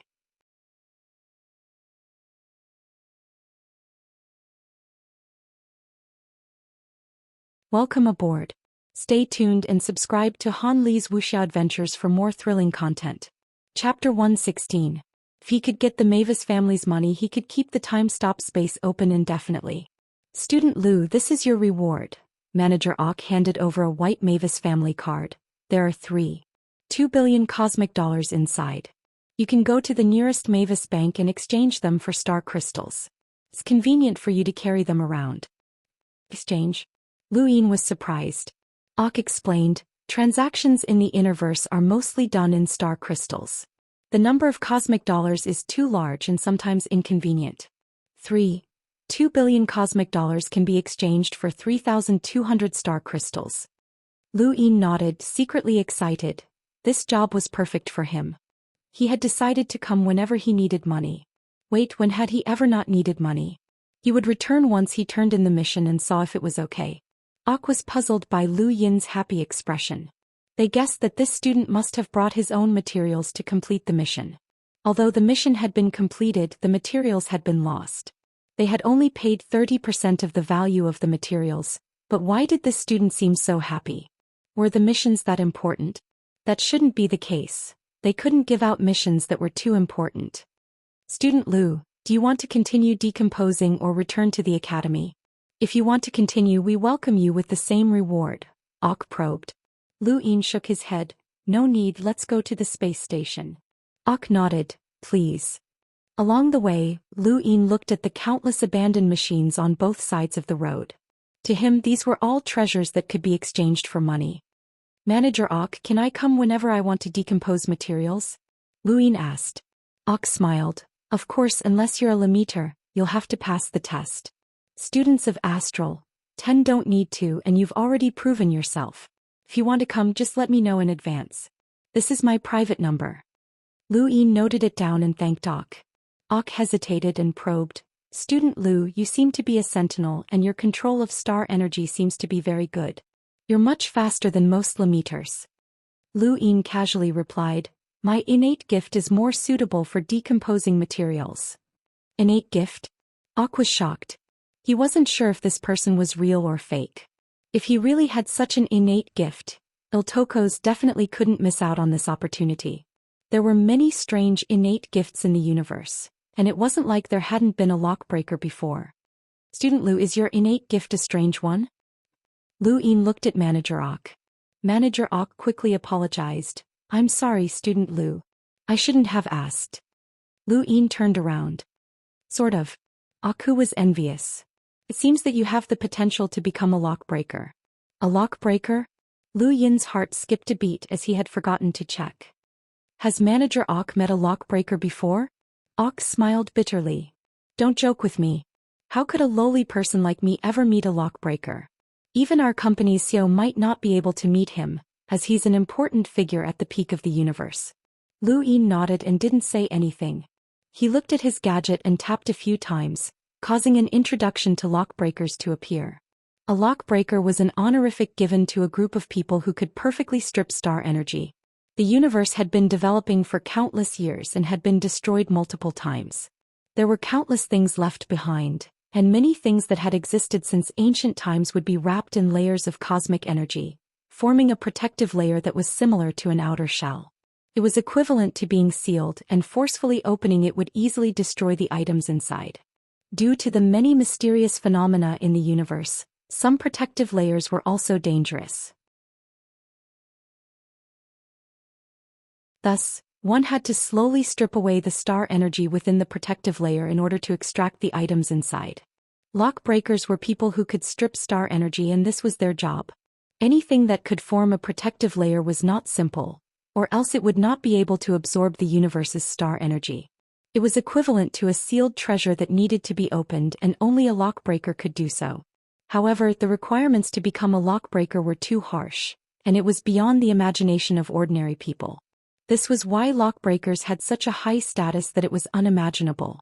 It was rumored that many powerful battle techniques, cultivation methods, and even technological products from ancient times had been stripped away by lockbreakers. The more such rumors spread, the higher the status of lockbreakers. Lu Yin was shocked, as he had never thought that such a group of people existed in the universe. Lockbreakers could perfectly strip star energy. Student Lu, we've arrived at the space station, Ok said. Lu Yin walked down from the spacecraft and said to Aker, thank you for your hospitality, Manager Aker. I'll be leaving now. We should be thanking you for your help, Student Lu. Have a safe trip. Of course. Lu Yin quickly entered his spacecraft and found the nearest Mavis bank to set the route. Not long after, the spacecraft entered the universe and disappeared from the eyes of Aker and the others.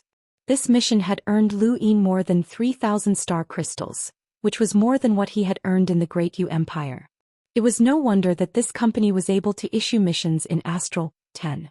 Even the Great Yu Empire was unable to issue missions in Astral 10, and this company seemed to be a subsidiary of some large company in the Innerverse. Being able to issue missions in Astral 10 had to be related to that company. It would take a day to reach the nearest Mavis bank, and Lu Yin spent most of his time browsing through information on lockbreakers. Before he knew it, the spacecraft had already landed at a space station. There was a fee for docking at the space stations of various planets, and it was not cheap. However, Lu Yin did not care about such a small fee.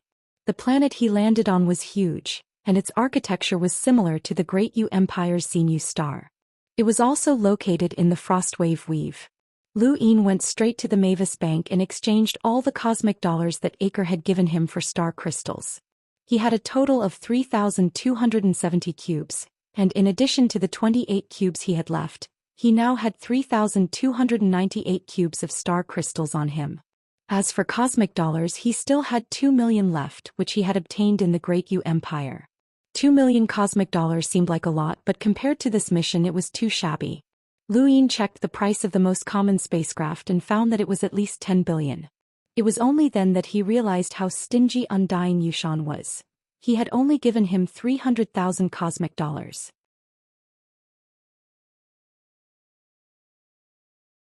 Although it seemed easy to earn money, Acre had said that a Lemeter with excellent control of star energy would not be able to earn as much as Lu Yin in 2 months.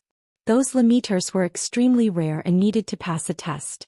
Lu Yin guessed that such a Lemeter's control of star energy was at least at the realm of materialization, or perhaps even at the realm of infinite change.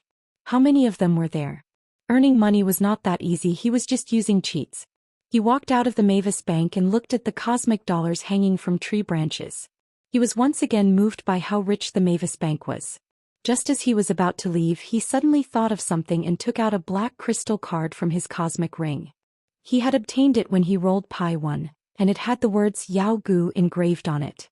He had assumed that it had been authenticated and could not be withdrawn, but since he was already at the Mavis Bank, he might as well give it a try. With that in mind, he returned to the bank and tried to withdraw the money from the card. Surprisingly, he succeeded. He was excited. He had succeeded without being authenticated? How was that possible? He was too lucky. He quickly checked his balance, 12,000 star crystals. He was delighted. That much. That was 4 times his current wealth. Wait, this black crystal card used star crystals as its currency, not cosmic dollars? Forget it, I won't think too much about it. 12,000, that's great. Lu Yin took out all the crystals he had, but found that his cosmic ring was not big enough. He generously bought an extremely large one that cost him 1,000 star crystals, but it was worth it. This cosmic ring had enough space to store more than 10,000 star crystals. He left the Mavis Bank with a heart full of excitement. He was still a little apprehensive. After all, he had a huge amount of money on him. 15,000 star crystals was enough to arouse the greed of others. Everyone looked like a bandit to him. He did not linger and headed straight to the space station. He boarded his personal spacecraft and left the planet, heading towards Astral 10's coordinates. 2 days later, Lu Yin was very close to Astral 10. In a distant, unfamiliar region of space, a giant meteorite shattered a star and continued to fly into the distance. A pair of indescribable eyes opened on the meteorite. They were like black holes that could devour everything around them. There's news. Send someone to the human domain's outerverse Frostwave Weave. Find the person who dared to steal from me. I want him to know the price he has to pay for stealing from me. Yes, young master.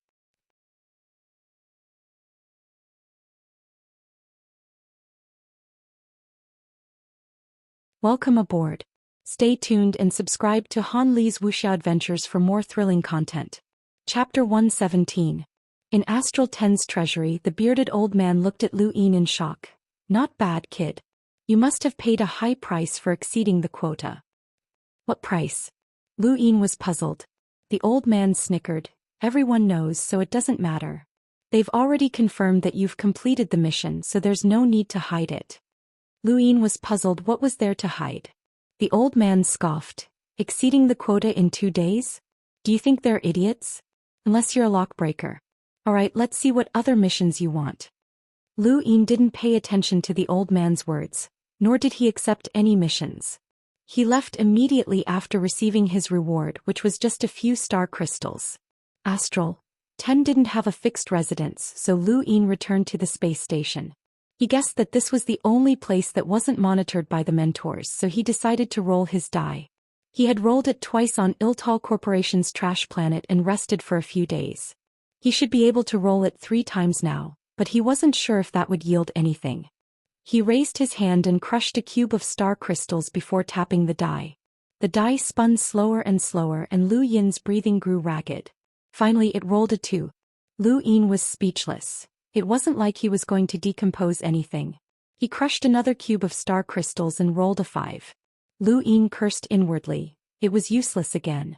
Who knew who had an innate gift here, and even if they did, they wouldn't be able to find anyone in 10 seconds. There was still one last roll left, and he was a little nervous. He tapped the die and the 5 sides disappeared, leaving only a 6. Lu Yin's pupils shrank. He had rolled a 6 once before, but it had absorbed all the star crystals he had. The memory was still fresh in his mind, but what about this time? He didn't have much time to think about it before the die began to absorb the star crystals in his cosmic ring. 100, 1,000, 2,000, 3,000, all the way to 10,000. The moment the die absorbed all 10,000 star crystals, the scene in front of him changed. He found himself in a strange, dark space, and his consciousness transformed into a ball of light that flew forward at a slower speed. There were countless balls of light around him, some large, some small, some ordinary, and some as hot as stars.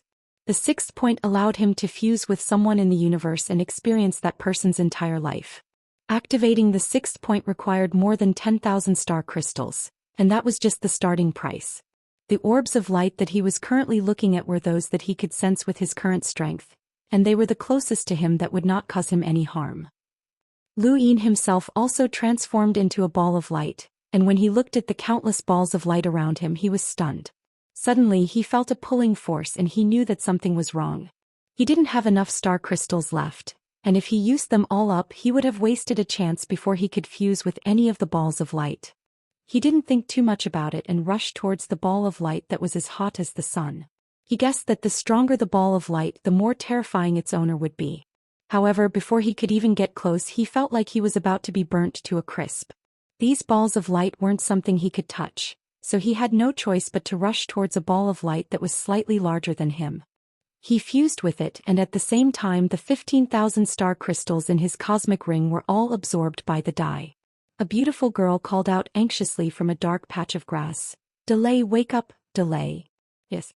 Lu Yin heard her call and opened his eyes. Where was he? "Delay, you're awake. That's great." The girl was excited and smiled at him. "Delay." Lu Yin was confused. Wait, he seemed to have rolled a 6 and fused with someone's consciousness. Was it this person? "Delay, what's wrong?" The girl looked at him nervously. The man in front of her seemed familiar, but his gaze was unfamiliar. Lu Yin rubbed his head, instantly receiving all the information from this person. His head felt a little dizzy, but after a while he turned to the girl and smiled. "Nothing, I was just joking." She sighed. "You scared me to death, don't joke like that again." Lu Yin, no. Delay nodded. I'm hungry, can you buy me something to eat?" She grunted. "Then stay here, I'll go buy some food." Lu Yin watched her leave and then looked at his own body. He sighed. He was Delay now, and he didn't know how long it would take to fuse with him, but it shouldn't be too long. He raised his hand and felt the indescribable power within him. This Delay was a Limiter. This was the power of a Limiter. Not only that, but Lu Yin was also ecstatic. This person's control of star energy had reached the realm of infinite change. He was a famous genius on this planet who was planning to join the 13th Imperial Squadron. He hadn't expected to be in the 13th filament, which was the border of the Frostwave Weave. 10,000 star crystals had sent him here. If he had more, would he have been sent straight to the Innerverse? Star energy condensed in Lu Yin's palm and gradually took form. Finally, it took the form of a flame that vibrated with the air, creating a scorching heat. This was the realm of infinite change. This was the realm of infinite change. This person wasn't even 40 years old, so he could be considered a member of the younger generation. To be able to control star energy to such a level, what a genius. The same battle technique in the same realm, but with different control of star energy, the power would be completely different. It was a pity that this person didn't have any battle techniques and only knew a few common ones. He didn't know how to find a backer or how to earn money, and he didn't even dare to approach the girl he loved. "Ah." Lu Yin hurriedly stood up. It was the girl's voice. In the distance, Aya had fainted on the ground, and when Lu Yin rushed over, Several cultivators walked out from the shadows. One of them looked at him smugly. "Long time no see, Delay." Lu Yin's eyes narrowed. Through Delay's memories he knew that this person was called Ramos, the son of the most powerful person on this planet. He had always been jealous of Delay's talent and had wanted to bribe him to take part in the 13 Imperial Squadron's test, but Delay had rejected him. "Ramos, I've already rejected you. Let Aya go," Lu Yin said in a low voice. Ramos sneered, "I'll give you one last chance. Give up your spot and I'll let you live. I'll even give you battle techniques. Otherwise you'll never get any." Only then did Lu Yin realize that Delay didn't know any battle techniques because he had been sealed. It was no wonder that a Lemeter like him could only use common battle techniques and couldn't even leave this planet. "I won't agree," Lu Yin said again. Ramos shrugged. "A blockhead is a blockhead. Do you really think you can attract the attention of the 13 Imperial Squadrons? This universe has no lack of geniuses. Let me tell you, the Empire is paying attention to King Zhou Xian and the others who have entered the Astral Combat Academy. You've long been forgotten. Even if I kill you tonight, no one will bother me." Immediately, several Lemeters attacked Lu Yin.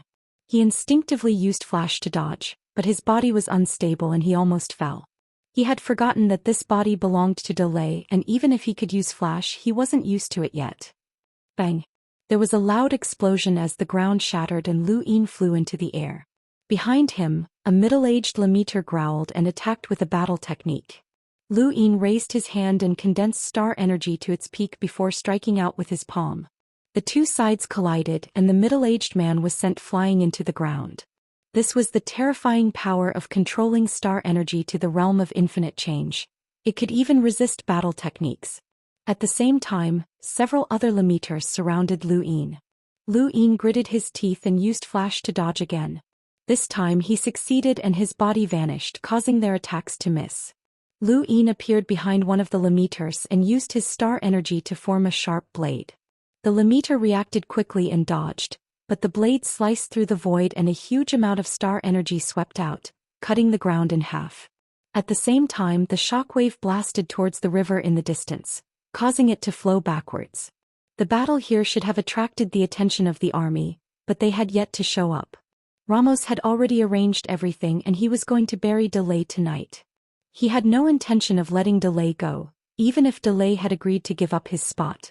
Ramos wanted to see the despair and regret in Delay's eyes as he watched this genius fall before his very eyes. Lu Yin panted and then laughed. This Delay was really lucky. If he hadn't taken over this body, he would have been finished tonight. "Delay, your little girlfriend looks pretty good," Ramos's voice came from the ground. He had already walked to Aya's side, crouched down and reached out to touch her.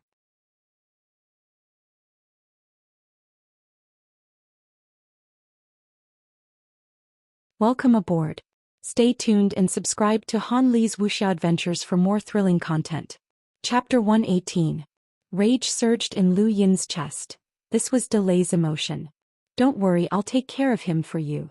Lu Yin then moved his legs and disappeared. The Lemeters were shocked. "Be careful, young master." Lu Yin appeared behind Ramos and grabbed his hair from behind. Ramos was only a melder and had no ability to resist Delay's Lemeter cultivation. His face went pale. "Delay, let me go.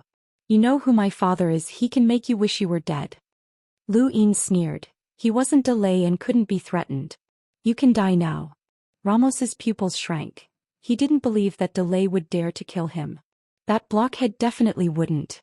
There was a thump as Lu Yin slammed his palm against the ground, brushing past Ramos's ear.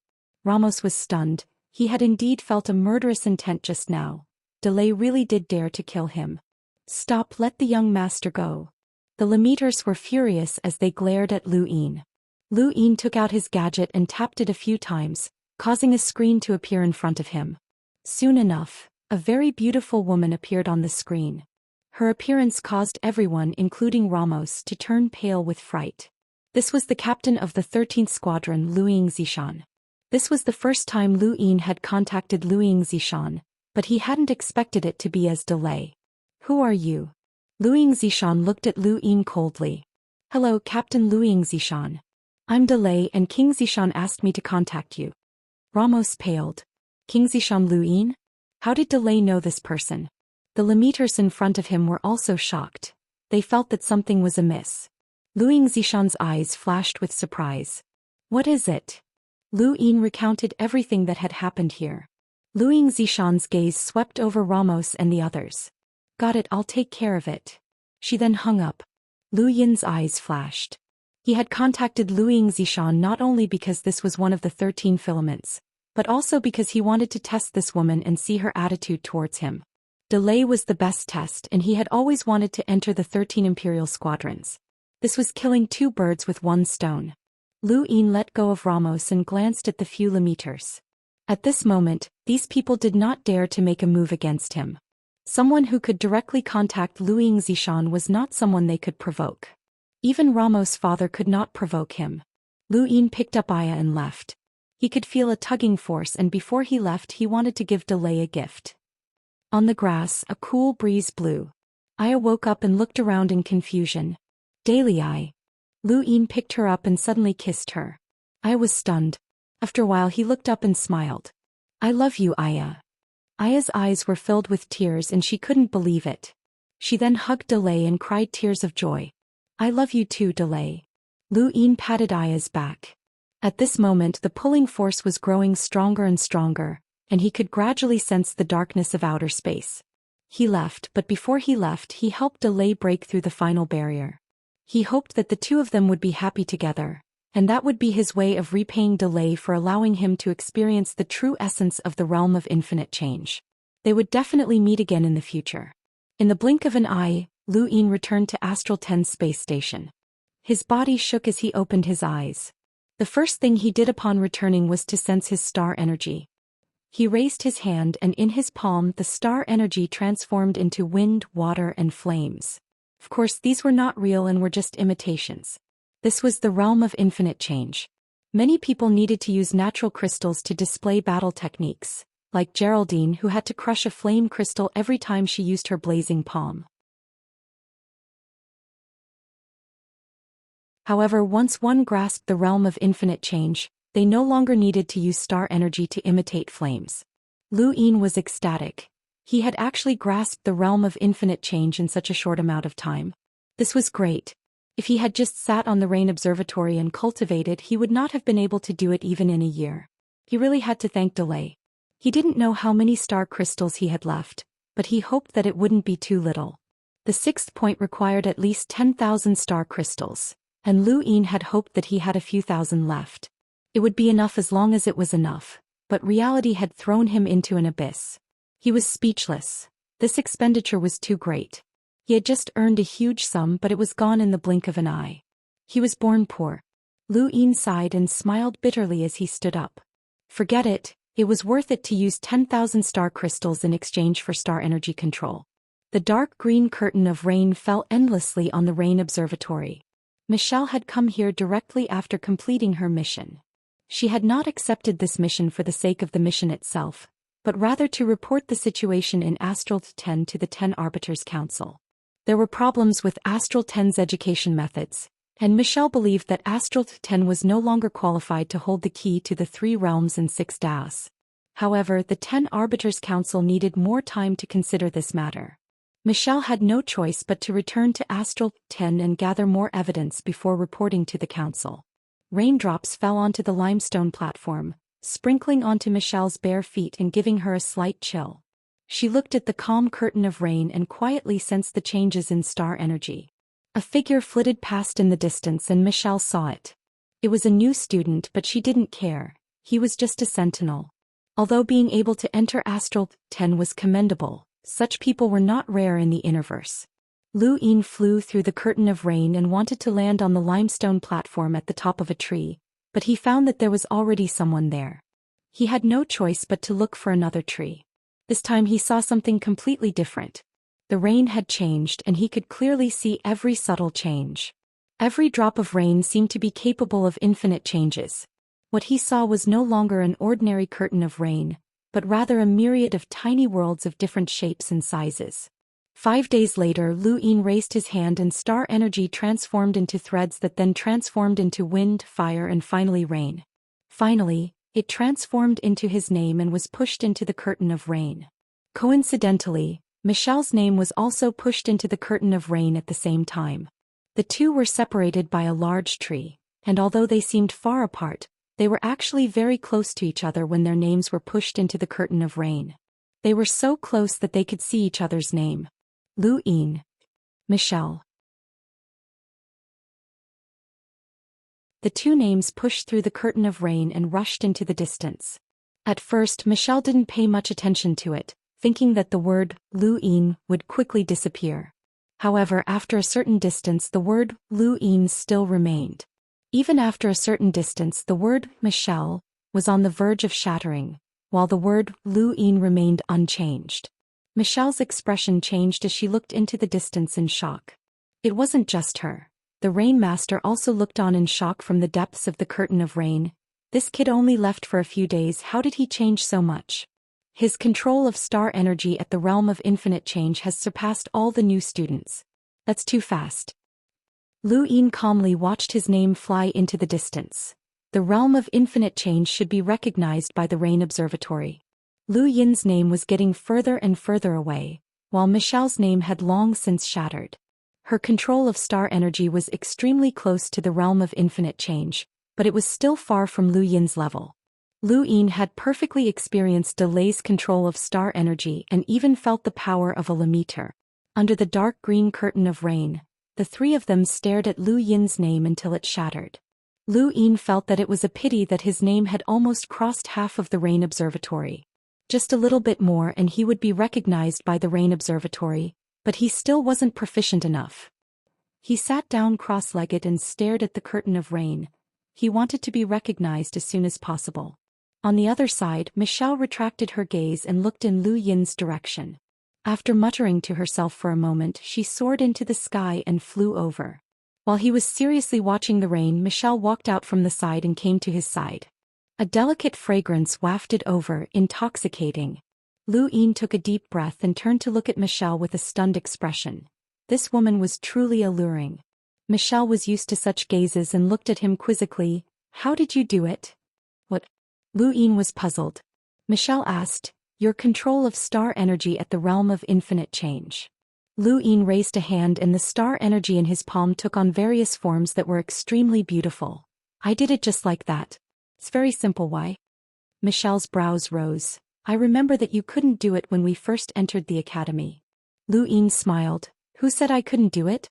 I just have to keep a low profile and not show off too much, or I'll end up like Hui Day Night. Michelle obviously didn't believe him. Everyone would be tempted by a gift from Astral 10. If he could do it, why would he deliberately hide it and give up on the gift? Impossible. If you don't want to say it, then forget it. She then turned to leave.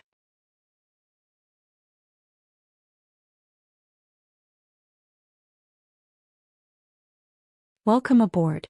Stay tuned and subscribe to Han Li's Wuxia Adventures for more thrilling content. Chapter 119. Looking at Michelle's seductive figure, Lu Yin suddenly asked, I heard you're from the 10 Arbiters Council. Can you tell me who they are? Michelle didn't even turn around, only saying, you don't have the right to know. With that, she disappeared. Lu Yin's expression remained calm as this was indeed the case. The identities of these 10 were like a threshold that some people would never be able to cross in their entire lives and would never know about, while others would only know about their identities after crossing it. The 10 arbiters were the 10 arbiters who had dominated the universe. They were the 10 people who stood at the peak of the younger generation.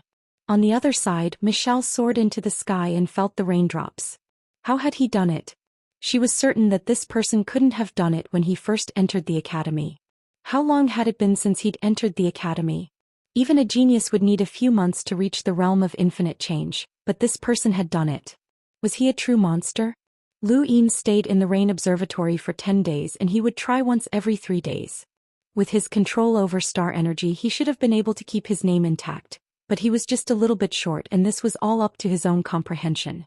He'd experienced Delay's control of star energy, but he'd only experienced Delay's comprehension. He needed his own comprehension and this step had already taken him 10 days. On the morning of the 12th day, the sky was still dark green. Lu Yin raised his hand and pushed his name into the rain. He was confident that he would succeed this time. Lu Yin easily crossed the furthest distance he'd ever reached before, charging through the rain until it finally crossed the entire rain observatory. Lu Yin stood up, overjoyed that he'd succeeded. He'd been recognized by the rain observatory. At the same time, a strange feeling surfaced and his eyes lit up. He could break through to the Melder realm now. At that moment, the Rain Master slowly walked over and appeared in front of Lu Yin. Lu Yin bowed. Student greets mentor. The Rain Master looked at Lu Yin with admiration.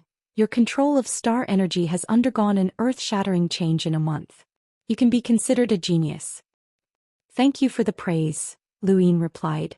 The Rain Master nodded. According to Astral 10's rules, those who are recognized by the Rain Observatory can receive personal guidance from a mentor.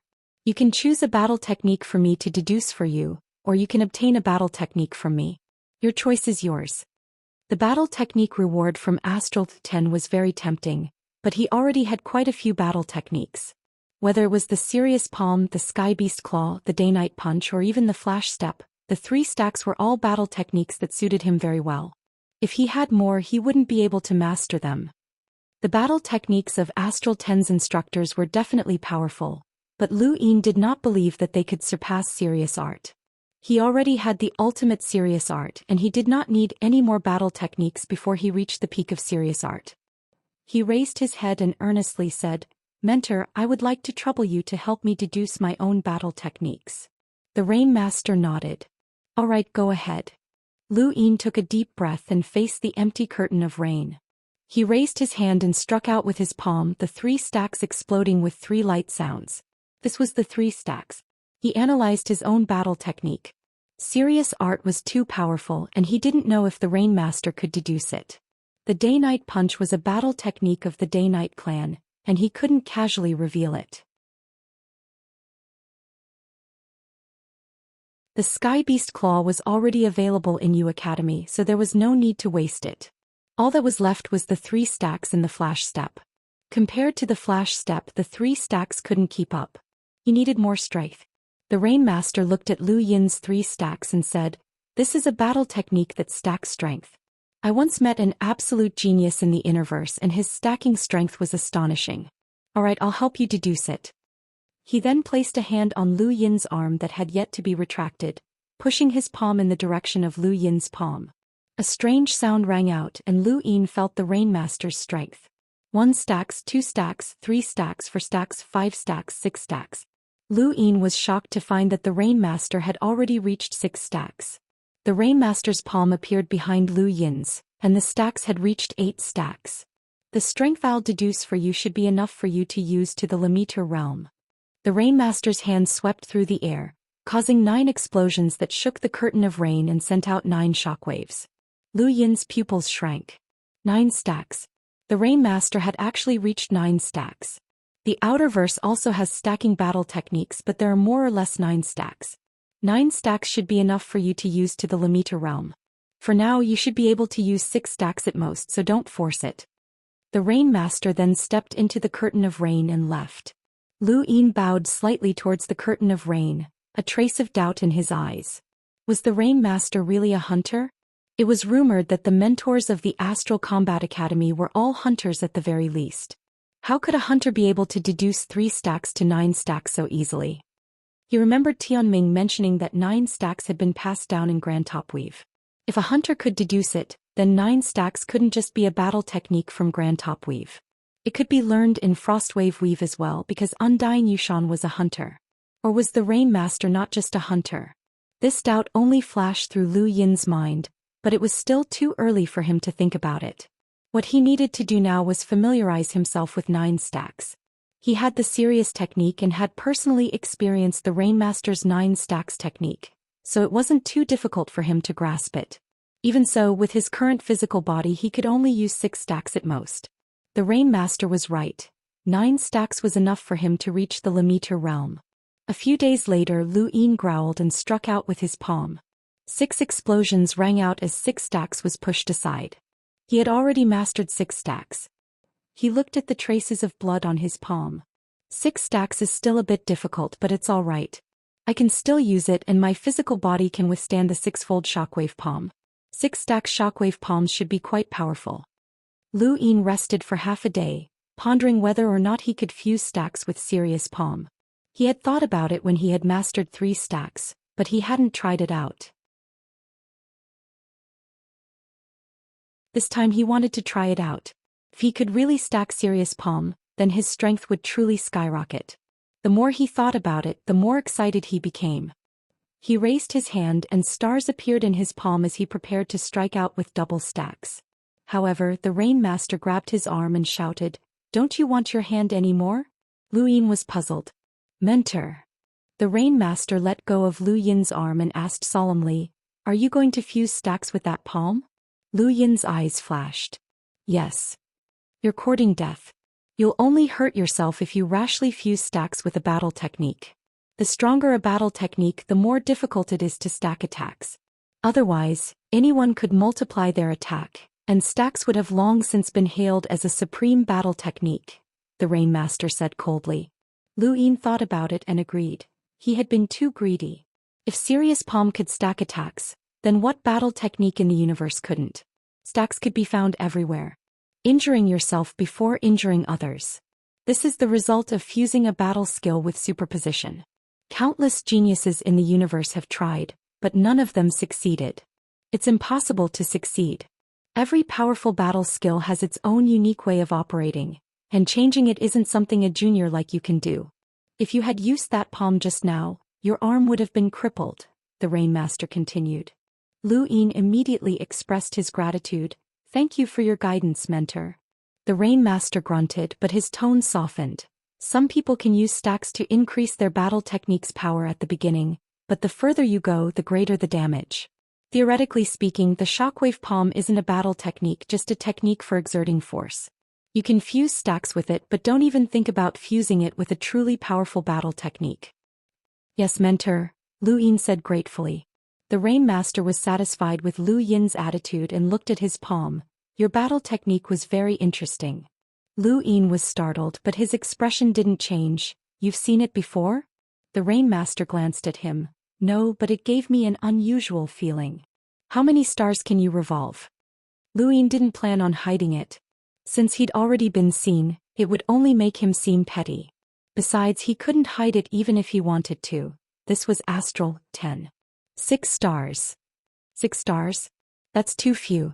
This battle technique gives me a feeling of perfection, and 6 stars isn't enough. 9 stars might be enough, the Rain Master said casually. Lu Yin was puzzled. Perfection?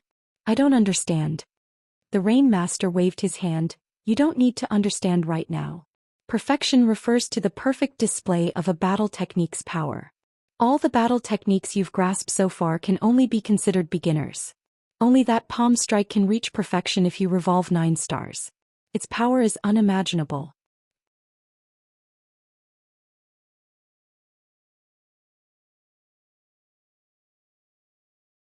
Welcome aboard. Stay tuned and subscribe to Han Li's Wuxia Adventures for more thrilling content. Chapter 120. Lu Yin looked at the Rain Master expectantly. Mentor, can you help me deduce 9 stars? Wait until you leave your name on the rain list, the Rain Master replied indifferently before disappearing. Lu Yin was excited.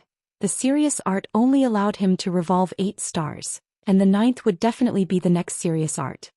He knew that he would never be able to obtain it in this lifetime, so it would be great if the Rain Master could help him deduce it. But could he really do it?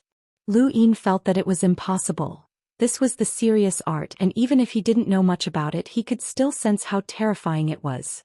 Leaving my name on the rain list. I'll have to wait until I become a melder, Lu Yin muttered to himself. He didn't plan to just sit around in the rain observatory. He still needed to find a way to earn money, merge with powerhouses, and experience their strength. This was a shortcut. Right now, he needed to head to the trial zone entrance and participate in the ported battles. After Lu Yin left, the Rain Master muttered to himself in the rain, a lockbreaker, a method that revolves the stars. A figure walked out from beneath the teleportation stone with an ugly expression. It was Meng Yu. Meng Yu 83 defeats, the old man shouted from a distance. Meng Yu's expression turned even uglier. Not far away, Zhao Yilong entered the teleportation stone's range and quickly came out as well. Zhao Yilong 1 win 58 defeats. Lu Yin had just arrived when he heard about Zhao Yilong's results and was rather surprised.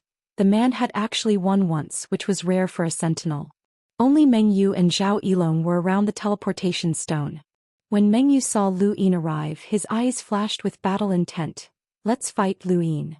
Lu Yin was amused. "Haven't you had enough of the ported battles? You don't dare?" Meng Yu snorted. "Wait, I want to enter the ported battles first," Lu Yin said casually. Meng Yu's eyes lit up, but he didn't stop him. They hadn't fought much during this time, but there were still close to 100 battles. Only a few people hadn't come and Lu Yin was one of them. Meng Yu wanted to see how much Lu Yin had improved over the past month. After all, he had also cultivated in the Sand Ocean, but he had still lost 83 times in a row. It was too tragic. "By the way, who's the one with the best results?" Lu Yin asked curiously. "Dark Void, 13 wins and 47 defeats," Meng Yu said. Lu Yin nodded and stepped into the teleportation stone's range. Zhao Yu wasn't interested in Lu Yin. At the same time, Michelle arrived. Her current score was 6 wins and 29 losses, and she wanted to challenge Lu Yin a few more times. When she arrived, she saw Lu Yin's back as he entered and her eyes flashed. She stood nearby and watched quietly. The last time he'd been here, he'd challenged 5 times and lost all 5 times, which was still fresh in his memory. Although his strength had increased by quite a bit, he didn't feel like he could do much better. The ported battles didn't have a realm restriction, and anyone of the younger generation could enter as long as they touched the teleportation stone. Even melders like Michelle and Dark Void had been defeated so miserably, so Lu Yin could only hope that his luck would be good enough for him to achieve 3 consecutive victories and complete the highest sentinel mission in the treasury. There was a flash in front of his eyes and he heard the roar of waves. He looked around and found himself on the surface of the sea, where a fishy smell assaulted his senses. "It's actually the sea," Lu Yin muttered to himself. A figure appeared in front of him, accompanied by a berserk wave of star energy that unbridled crushed everything in its path, causing the sea to boil as it swept across the land. Lu Yin was like a small boat that could capsize at any moment. "A Lemaitre," Lu Yin muttered. The figure in front of him didn't stop and immediately attacked, quickly appearing in front of Lu Yin and punching out. Lu Yin could see the person's trajectory through the serious art, but he couldn't avoid it. The person's star energy had condensed into a physical form that sealed off the area, and the only way to avoid it was to attack. He had 2 options: attack the person's star energy seal or attack the person's body. Lu Yin didn't hesitate and raised his hand, using the 6 stacks shockwave palm. Boom! A shockwave tore through the sea and Lu Yin was shattered by the punch. His opponent paused for a moment. On the surface of the sea, the Lemaitre was shocked.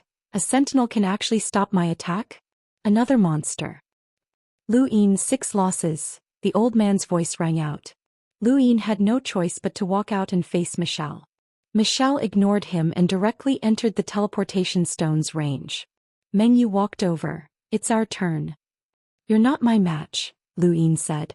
Meng Yu sneered. "How do you know if you don't try? I'll make my move." He was about to attack when he was suddenly pressed to the ground by an invisible force. It was the old man in the distance. "No fighting at the trial zone entrance." Lu Yin ignored Meng Yu and kept looking at the teleportation stone. Not long after, Michelle walked out with a calm expression. "Michelle, 6 wins, 30 losses." Meng Yu was still pressed to the ground by the old man, and Lu Yin quickly followed after Michelle. She didn't go far and continued to wait. This time, Lu Yin appeared on a large stone platform with a figure already in front of him. Lu Yin looked over and was pleasantly surprised to see a sentinel. The chances of encountering a sentinel in ported battles were too low, and he hadn't expected to meet one. In a dark forest far away in a strange starry sky, teleportation stones dotted the sky above the forest like stars. Under one of the teleportation stones, a young man sat quietly. Outside the teleportation stone, there were a few people waiting. Junior Heart should have won 1 or 2 matches by now. He's likely to win 3 matches in a row today and complete the highest sentinel mission, a young man commented. Of course, the only sentinel who can win 3 matches in a row is Junior Heart. He's the younger brother of that person and he has the Phoenix bloodline, someone else chimed in. Even if he meets a melder, he has a high chance of winning unless he's a limiter. As long as Junior Heart completes that mission, Astral 5's reputation will grow, and will definitely advance in the Astral Combat Tournament. On the stone platform, Heart was shocked. He had already won 2 matches, but he hadn't expected to meet a sentinel in the third. Heart Phoenix. Lu Yin looked at the name above his opponent's head. It wasn't a code name but a real name. This person was confident enough to use his real name to start a ported battle. Bang! The two attacked at the same time, and Lu Yin's hand transformed into a claw as he used the 20th form of the Sky Beast Claw. Anyone who entered a ported battle couldn't be underestimated, especially someone who used their real name. Lu Yin could feel the threat from his opponent. Heart raised his hand and scorching flames surged out to drown out the Sky Beast Claw. With a boom, Lu Yin's Sky Beast Claw was reduced to nothingness by the high temperature. What a powerful innate gift. Even a melder would find it difficult to endure such high temperatures. Heart didn't react to the Sky Beast Claw at all, and the flames roared as they rushed towards Lu Yin. No sentinel was his match. This was the belief of the Phoenix family that he was unrivaled within the same realm. The stone platform melted under the high temperature. Lu Yin evaded with flash, but the flames distorted even the void. Heart's entire body was covered in flames as he attacked Lu Yin with extreme speed. Both of them were extremely fast. Lu Yin's flash step had incorporated some of the Day-Night clan's extreme speed techniques into it, while Heart's extreme speed made him feel like he was swimming through fire.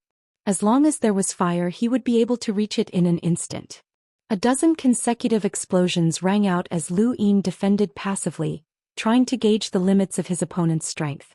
Heart was surprised that Lu Yin could hold on. Very few sentinels could last this long in his flames, but it was time to end it. He paused, clasping his palms together and spreading them apart. A bird's cry resounded through the air as a fiery bird appeared in his palms, causing the air to distort and burn as it charged towards Lu Yin.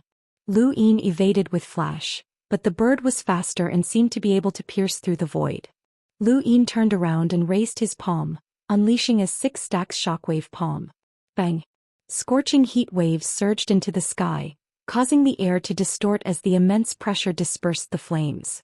Heart was forced to take a few steps back as he looked into the distance in shock. Lu Yin retracted his palm and stared at Heart. This person was very strong. Heart was excited. This was interesting. There was actually a sentinel who could block one of his battle techniques. Lu Yin didn't give Heart time to think. He took the initiative to attack, using flash to appear in front of Heart. It was another 6-stacks shockwave palm that caused the air pressure to condense and distort the void. Heart's eyes went wide as the flames in his palms shrieked. He was from the Phoenix family. How could his phoenix be destroyed so easily? Bang bang bang bang. Several shocking explosions rang out as the stone platform was completely shattered. The two soared into the air, one controlling the fiery bird to roast the ground while the other compressed the air. The 6 stacks of force collided fiercely, causing dazzling lights to flash. You're tuning in to the Zhou Xian's Legacy YouTube channel. Don't forget to subscribe and join us on this journey to catch the most captivating stories.